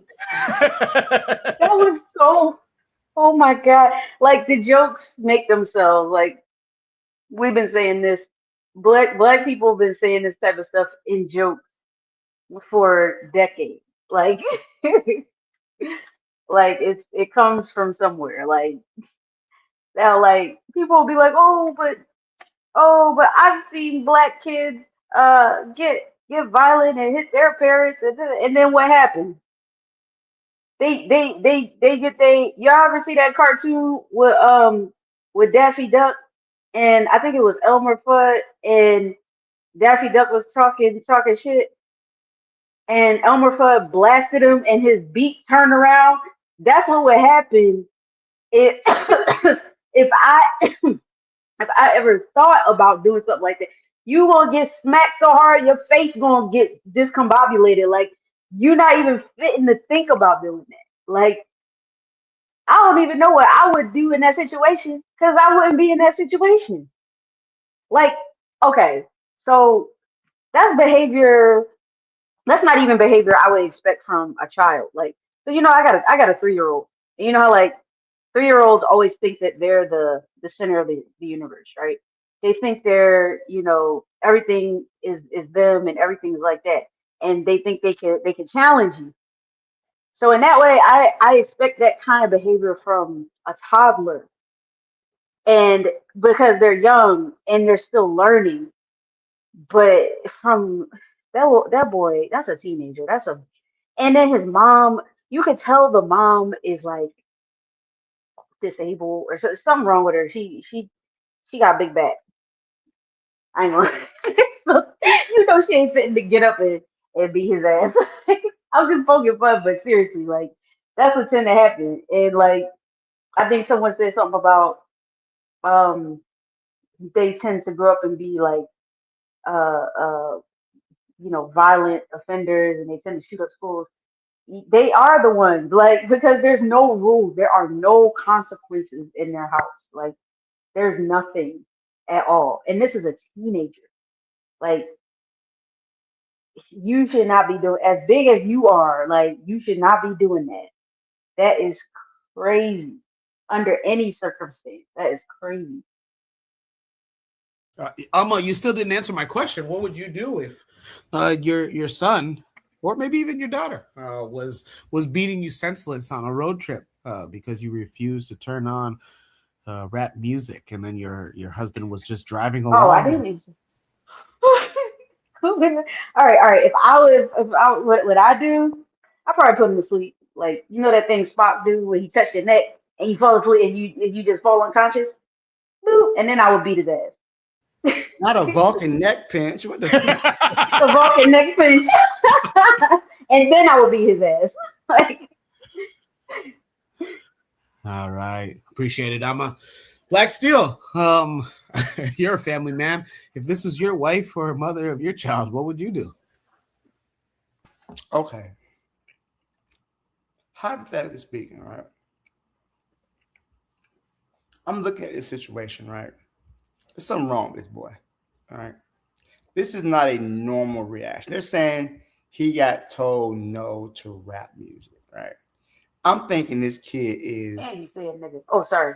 Oh, and he said nigga too? Oh. Yeah, he said nigga too. God damn. This is somebody who's on the spectrum. I believe I'm definitely getting a hint of autism, some oppositional defiant disorder. This is not his first time behaving like this. This is not his parents' first time seeing this behavior either. So I can't imagine my son doing something like this. I can't imagine. But on the off chance he was to, do this towards his mother, start swinging, right? I mean, if you want to step into a man's place, you got to be dealt with like a man. So we pulling over. I'm snatching him out the car. I like, let's go. Put your hands up. You want to put your hands on your mama? Let's fight. Let's go right now. Let's go, me and you right now. And if you try to charge me, I'm not gonna kill him. I'm just gonna give him a physical reprimand. Just let him know that no matter what happens, that's your mom. You respect her. Put your hands on her. That's crazy. So yeah, we finna throw hands. We finna definitely, you're gonna have to show me, as the young people like to say, As the kids say in my school, do you need that? Where what if I you need that? So obviously you need that. So I'm gonna give you that. But yeah, there's something wrong with this child. This is not normal behavior. His parents have seen this before. This boy is either on the spectrum, he's dealing with some sort of mental disorder, he ain't on his meds. There's any number of things that's going on. And I would hate to see how he acts in school. I would not want to have a kid like this in my class. I gotta tell you. ADHD is a thing. They have something called oppositional defiant disorder, whatever they call it. I call it ain't enough belts ass disorder. But this is just me outside of my professional capacity. You know what I'm saying? But overall, yeah, it's something wrong with this child. He's not playing with a full deck of cards. If you know what I'm saying. If he's on the spectrum, Koku, maybe he don't need that. Maybe I'll sit on him until he calm down. Maybe he's, because I've seen kids have meltdowns in the past, right? Especially if they're nonverbal. They don't know how to express themselves. So they'll have a meltdown and it can be kind of rough. Excuse me, I'm eating my food. But yeah, I feel like there's something wrong with him. So if you're on the spectrum, maybe he don't gotta get the 2-piece and the biscuit combo. Maybe we're gonna wait, whatever techniques his family was taught to deal with his outbursts, with his outbursts that he's having right now. So I think there's that. But overall, it's gotta be a strong reprimand. Considering he's not on the spectrum. Again, I think there's something wrong with him. I don't think this is a normal teenage behavior. All right. I'll leave it there. Thanks. I appreciate it. Real Black Gentleman says, don't you know what? Don't try to pathologize. Pathologize. Say it with me now. I'm Jacadero, and I went to the library a lot as a kid, but some of these words that Real Black Gentleman and Trigger Happy give to me, these are tough words. Koku 911 says, you still squaring up, Black Steel, if he's on the spectrum? Black Steel answered. Real Black Gentleman adds, can't take the boy on a road trip. That's all. He can chill at Cousin's house. Yeah, I mean, it's interesting, So, and I gotta ask, if was this trip a way to have him use a channel for maybe releasing stress, What would you say about that, Black Steel?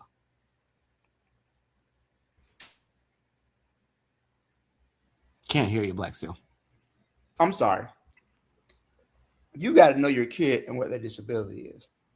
So let's just say, hypothetically speaking, this is first time doing this mess. Maybe you didn't know he was going to react this way because he couldn't listen to NBA Youngboy. All right, okay, whatever. But I just feel like, yeah, you got to know. Sometimes some kids you can't take on road trips. Sometimes you may have to leave them at home. You may have to do something else with them because, you know, if they are on the spectrum, they have some sort of disorder or whatnot, there's limits to what they're capable of doing. I had this one kid, right? Story time. He liked a masturbating class. Black Steel, do me a favor, please. Yes. Sorry, what age? Get right here, man. Shit, I'm saying.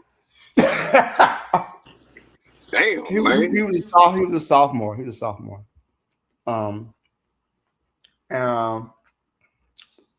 He you know, he pull his little tallywhacker out and go to and he didn't do it to me. He did it to a female teacher, which made me think this motherfucker ain't that autistic because he knew better than to pull his dick out around me. I'm sorry. I shouldn't laugh because she was in the teacher's lounge straight traumatized. Like she I'm sorry, guys. I'll let somebody take it. It's not funny. Oh man. Woo. I had an appetite prior to the show. I no longer have an appetite. I appreciate it, Black Steel. Brother Bakari, can you clear our palate from the last part of Black Steel's story on autistic or ADHD kids? If this was your wife or the mother of your children and this was happening, what would you do?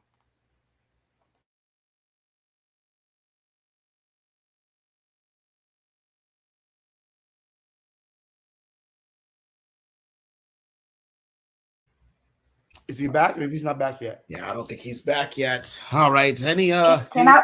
Yeah, please. Any Can I further make- comments? Please. Can I make a prediction?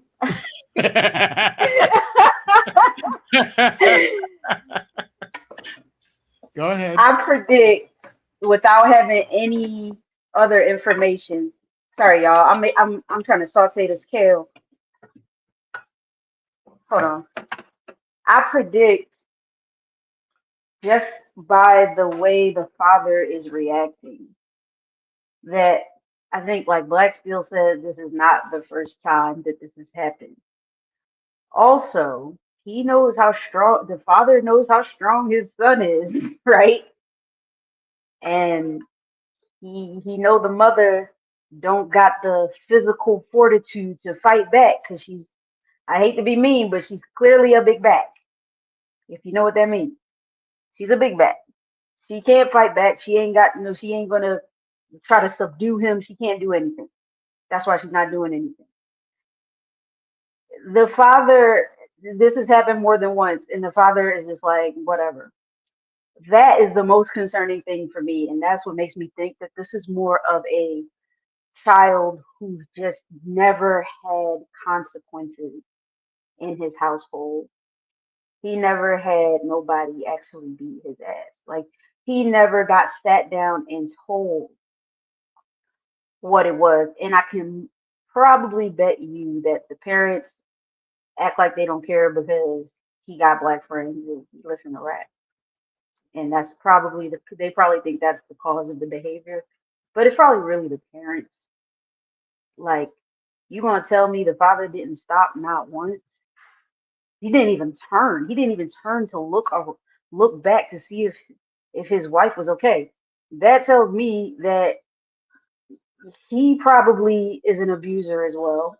All this is a prediction. He's probably an abuser as well. The child has probably seen the father abuse the mother. That's a possibility. And he's just doing what he sees. But the father doesn't give a good goddamn about the mother at all. He doesn't. That's one thing I can confirm. He does not care. And if he don't care about her, and it's a lot. It's a lot going on there. It's a whole lot. And it's not just as a kid. Like he could he could have some mental thing, but I think this child has neglectful parents. Absolutely, 100%. Yeah, just to add to that, maybe the father has tried to fight the child once or twice and probably lost. That could be a possibility as well. Yeah, maybe, but he don't care about the mom. He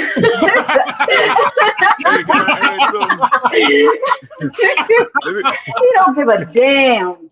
He don't give a damn. He's not scared. He's not scared. He's just driving. This kid, he is not that strong. Look at no, bro, no. Because you could have turned her. You could have, if you know your child act like that, you could have had a shoe. You could have took off a shoe. You could have stopped the car. You could have reacted, even if you couldn't do nothing as the father. You could have had some type of reaction, bro. I'm not buying it, bro. I'm not. These are neglectful parents for sure. Yeah, I gotta agree with her about the parents. Because if it was something wrong with the kid, why wouldn't they just play the music if they know something's wrong with him? If you got a kid that's gonna be acting like that, you kind of want to, appease them so they don't start showing out. You know what I'm saying? But I mean, look at the parenting, man. That's what I think. If it's a slow kid, you're trying to keep them, in the right state of mind so they don't. I mean, he could jump up and grab the wheel, wreck the car, and kill all of them. You know what I mean?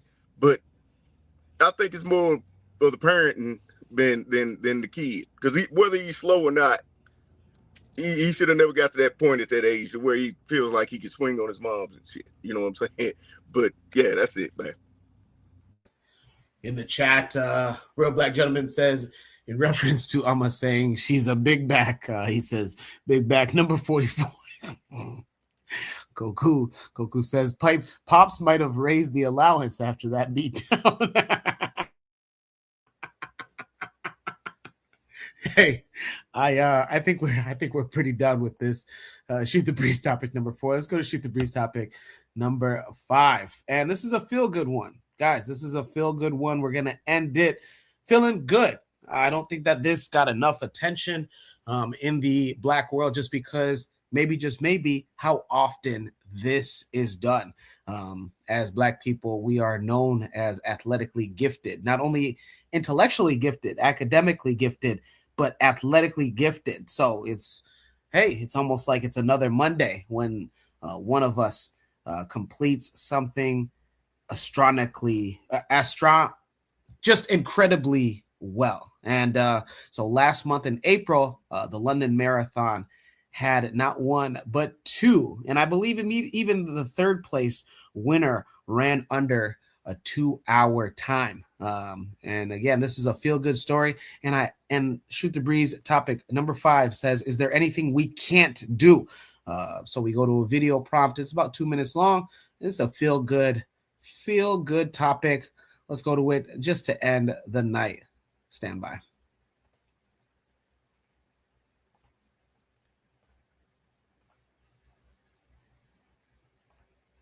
Of just how fast Sawe's and Kijolcha's finishing 5K splits were. But those were just their best splits. The reality is, the entire race's average are absolutely disgusting. Sawe specifically averaging over 42 kilometers, a 5K pace of 14 minutes and 10 seconds, an average mile of 4:33, 2:49 per kilometer, 68 seconds per 400 meter, 34 seconds per 200 meter, and 17 seconds per 100 meter. Pick your poison in how you convey the speed of this race. It's silly stupid no matter how you look at it. But running 17-second 100 meters 420 times in a row sounds pretty damn nuts. Previously on this channel, I haven't covered roads of marathon. I usually follow the news of it, But hand on my heart, this was the first time I ever sat down live to watch an entire marathon, and it was this one. And because of that, I can't properly explain the intricacies of the course, the fueling methods used, which was averaging 100-ish carbs per hour through some gel, his insane mileage, running 220 kilometers per week, which is astronomically high, or even how supposedly the new Adidas shoe saved him and Kajelcha 50 seconds because they're 30 gram lighter than competitors. What I do understand is numbers. The game is changing at an accelerated rate. From the 20 years between 1986 and 2006, the world record moved 2 minutes and 17 seconds. Compare that to the last 20 years, 5 minutes and 25 seconds. We've just broken this barrier, but this isn't the world record's final form. This was one of the most iconic moments in sports history, and in an insane premonition after Sawe's debut of 2:02, Adidas felt he was going to break the world record. So to put it bluntly, they drug tested the shit out of him. I don't really have much to add to that, I just think this is crazy. So in conclusion, and in line with the title of this video, I have a special challenge. Go out there and run 400 meters in 68 seconds for as long as you can, or whatever one of these splits you think you can handle. When we watch sport, and any sport, we take for granted how easy and smooth these guys make it look. Because I guarantee, until you do it yourself, you don't realize how superhuman these guys are.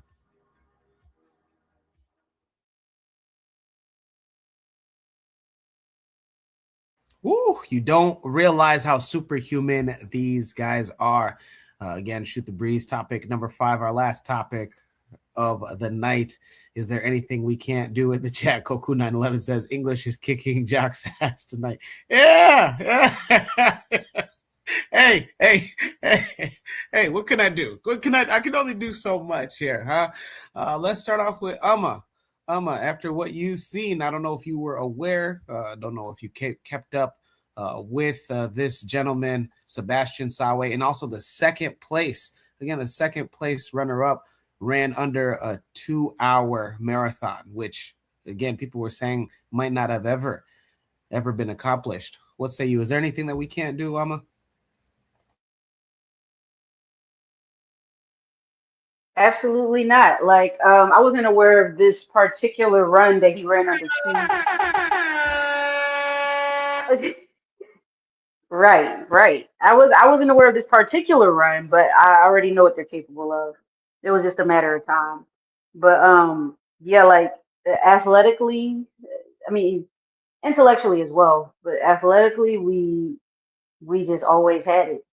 You know, I like to think of myself as an athlete, but I'll never be on that level. Like like the runners from that area. What the hell is that? Sorry, that threw me off. What the heck? That was the kid that was beating up his mom. Oh my god! It seems natural. It seems natural to him. So okay, that makes sense. It seems natural, but that makes sense. But yeah, I think athletically, like they're not even like you can't even compare them to the rest of the world. Even people that are runners, when you whether you're a distance runner, whether you're a sprinter, they're just on a whole nother level. They have routines, they have certain way that they eat, they have certain trainings, you know, they have all of these things that allow them to do that. And some of them, um, arguably, some people would say that, they have less, I won't say they have less of a strict diet, but because I think genetically they have a certain thing. And I could probably say the same about a lot of sprinters, which a lot of sprinters tend to come out of Jamaica. You got a lot coming out of Black Americans. Like it's the same formula, it's just a different type of athlete. We just built like that. We just built different. And I know for myself, if I had the resources, like the right push, I think I could. I think I could not probably not a sprinter. I'm not a sprinter, and I'm short. I got little legs, but I've always been a distance runner. I could run. I could just run. And last week I did 25 miles. So I mean that's with me. Just I just run. I'm a runner. I don't run for speed. I can't. I'll be 40 soon. I can't be doing all that, messing my knees up and stuff. But I think considering I had a baby, I think I might. I think I might. But like I love to run. It's something about running that just for me, it just does something to me. Like I love it. It releases stress. It gets me right for the day. And I think it's something about our people, like with running, like any sport really, but like running, like we got that thing. And I think if we all were, we had the right foods. And remember also their food that they eat over there, bro, this thing we got over here in America, man, this crap that we eating, we be just like that too. They stuff is fresh, like grown from the ground, no sprays or preservatives or nothing like that, So it makes sense. I mean, it's that with genetics, but like if I was eating like that, boy, what? I'd be killing it. I'd be killing it. But yeah, that's it. Awesome stuff, and congratulations on the child. At least for me, I didn't even know that you're now a mother, so big congratulations on mine, especially to still be running after birth.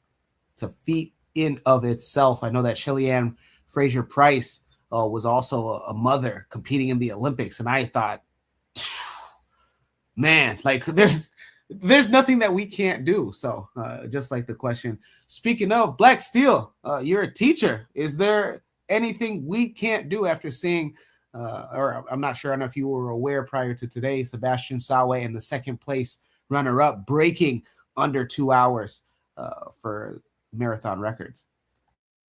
So Black people have always dominated these type of marathon, these running sports. Like we've always dominated in this type of sport. All the way back. It was so bad that they were talking about banning people from Kenya and Ethiopia and Malawi because they were just dominant in these long distance running sports. I always thought that was crazy. This is something that they never understand. Right? We're just good at this sport, and that's okay. That's okay. It's good that African people can be good at something and dominate these type of sports. So yeah, I'm happy. Excuse me. Sorry. I'm happy. There's nothing we can't do. The problem is we just got to put our minds to it. When we fight, we win, but sometimes we fight for the wrong thing. That's all. I'll leave it there. Thanks. Man, I'm glad that you pointed that out. Historically, we've always been good at, athletics, and especially specifically in running, whether it's short distance, long distance. Did you guys see his split? Sebastian Sawe split. He actually ran a faster second hour than the first hour. So in the first hour of a marathon, it's supposed to be your fastest split just because, boom, you already have the electrolytes going through you and whatever nourishments of foods that you've eaten before. But he ran a faster second hour. Whew. Lord of Slaughter, what say you, man? Is there anything that we can't do after seeing what you've seen? I would say no. I mean, we are the first people. We're the only people that's really supposed to be here. So it seems scientific that we would be the strongest, fastest, everything. We were born, we were created with in the essence of, you know what I mean? But I don't do a lot of watching, long distance running. I watch a lot of documentaries, and what impressed me was I watched a documentary with the Khoisan, and they actually chase down like an impala. And I don't mean like they just run it until the impala just gives up. Wait, like the deer? Yeah. Yeah, they run with the deer. The deer sees them and it's getting away, but it keeps running and they just keep running behind it until the deer just gives up and stops. And then they shoot it with the arrow. You could probably find it on YouTube. I was like, that's crazy, But I think with the right training, if you could maybe get like some of the Khoisan to get into it, yeah, they would be like in first, second, or third too. You know what I mean? But yeah, it was impressive, man. And I'll leave it there. Incredible. I'm gonna have to check out that documentary. Bro, chasing a deer is one thing, but chasing it until the deer gets tired, the impala especially, because those are usually faster than the American deer that we're used to, just because they have to actually run away from a lion, a cheetah, a jaguar. So yeah, I mean, it might have been, another different one of those deer type animals, but impala is just the first one. Impala. It might have been a gazelle or something, Either one of those. Yeah, man. An animal that's getting usually chased by, again, the apex predators of those big cats. Black Steel, you got something to add? Go ahead, man. No, I think it's just amazing. Nothing else to add. Amma, what say you? Anything else to add? I don't know if Brother Bakari is back yet. No, like I'm amazed. I'm always amazed. Like, with the sprinting and him breaking the 2 hour, that was just a matter of time. Like, I wasn't even shocked at that because I already know what our people can do. But like with chasing down the animals and everything, like yeah, that's just amazing. Like, but they eat things that. How come every time I talk that come up?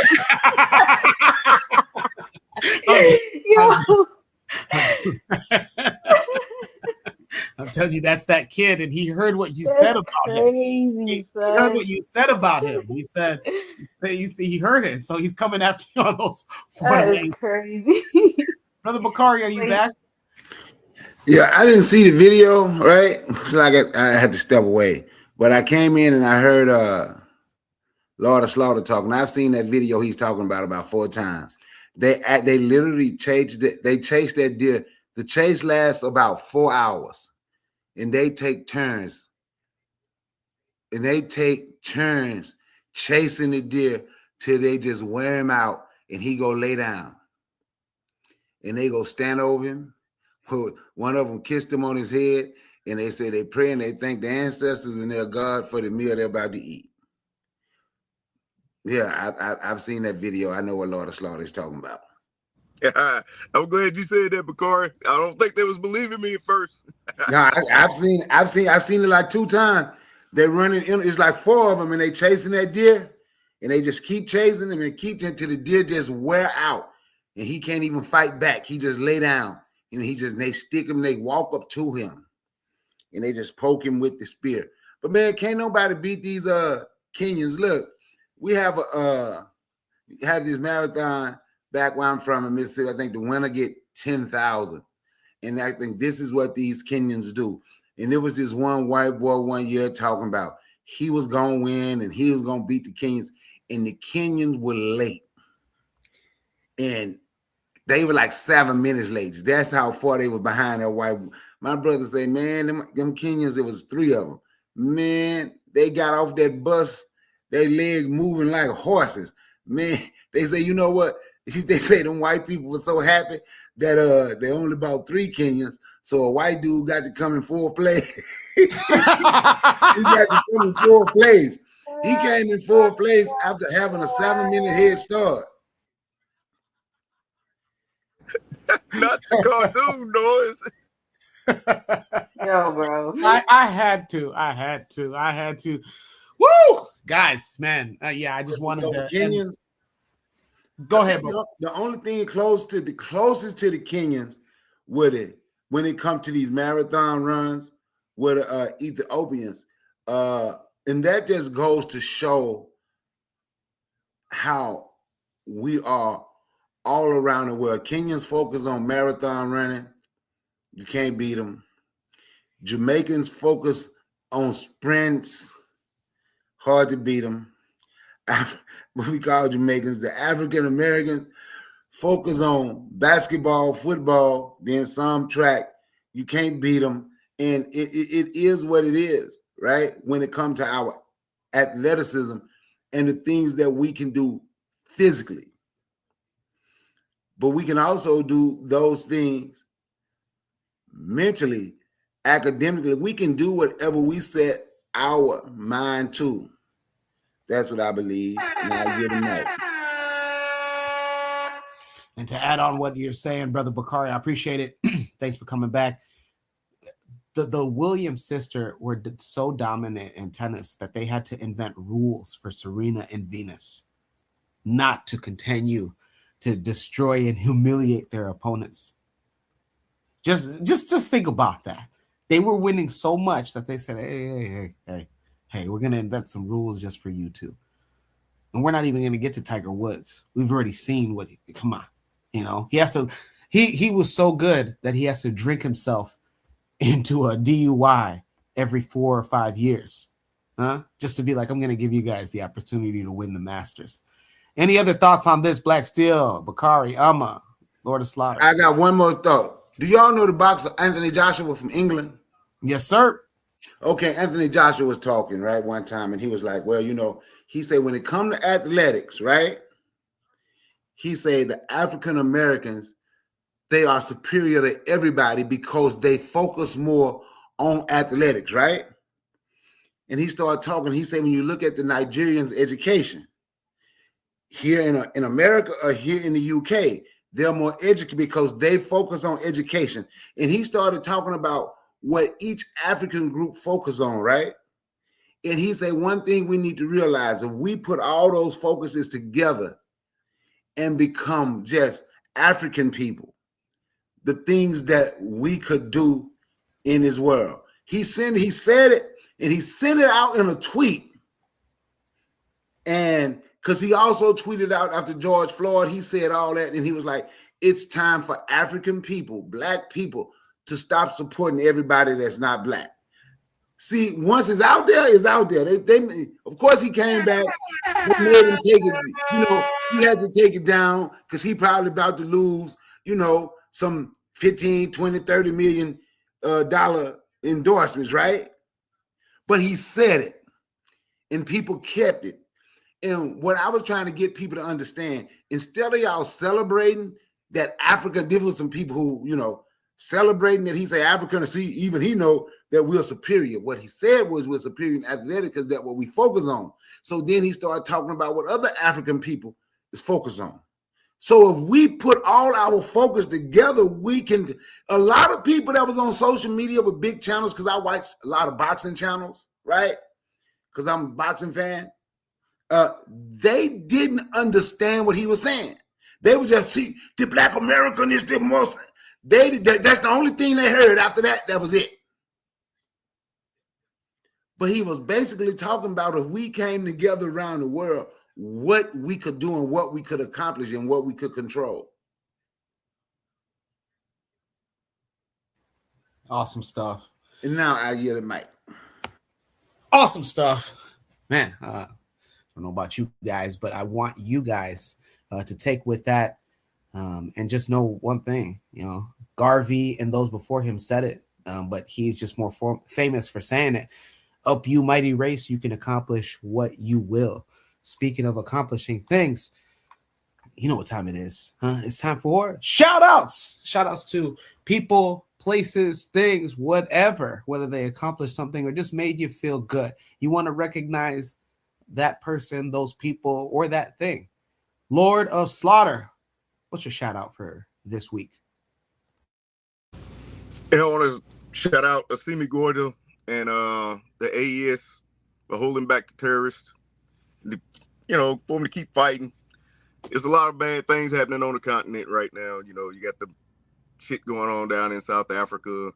Here Zimbabwe is about to give the land back to the white people and pay reparations. You know, but at least we still got some good news coming out of the north.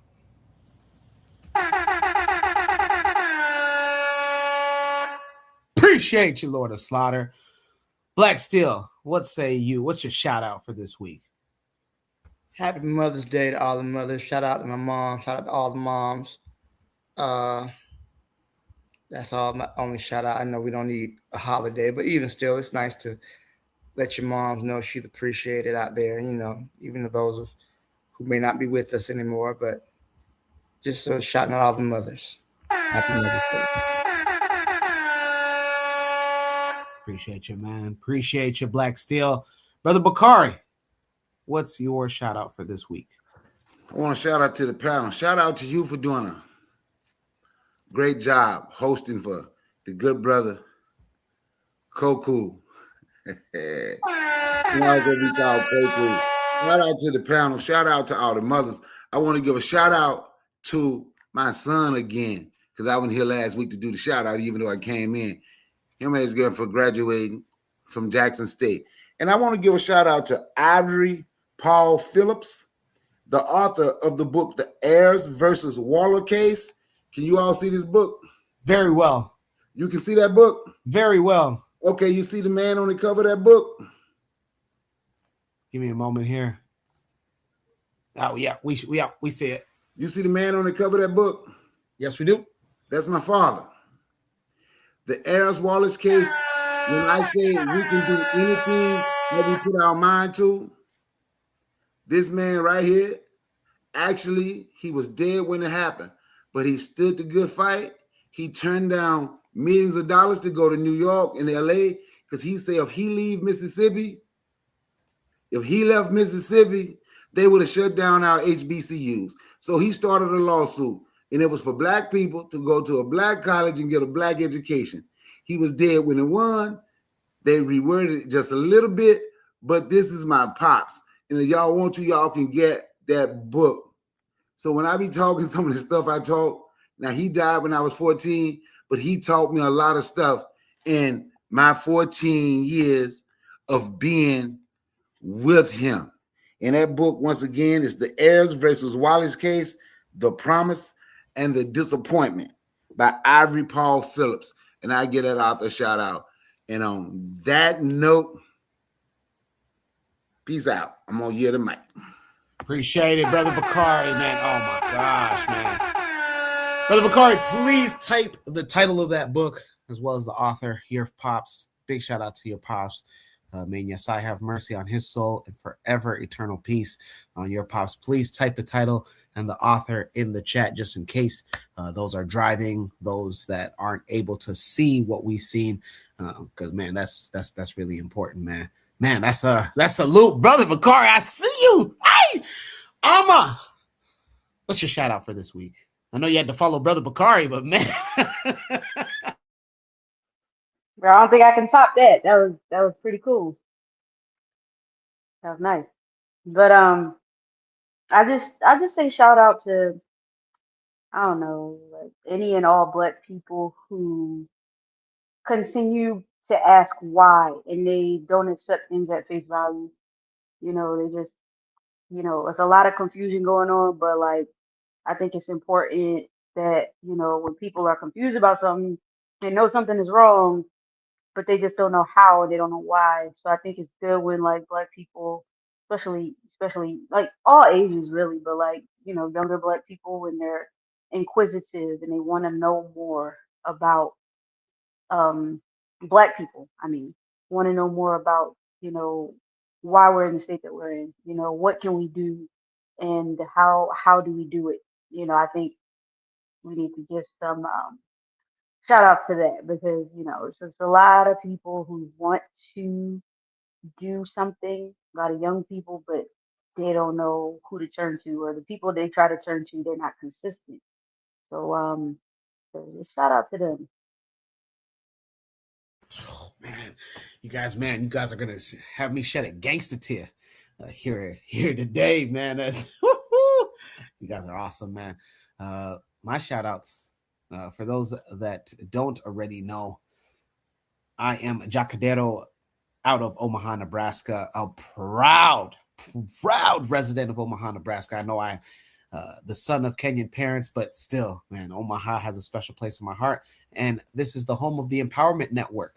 We are the biggest Afro-African Black organization here in the Midwest, but we partner with sister cities nonetheless: Tulsa, Oklahoma; Houston, Texas; Kansas City, Missouri; Lansing, Michigan; Memphis, Tennessee, and everything outside and in between. This week was the rebuilding, the 19th annual. I want to say this again. The 19th annual Rebuilding a Village Conference, and you guys can't not miss the 20th next year.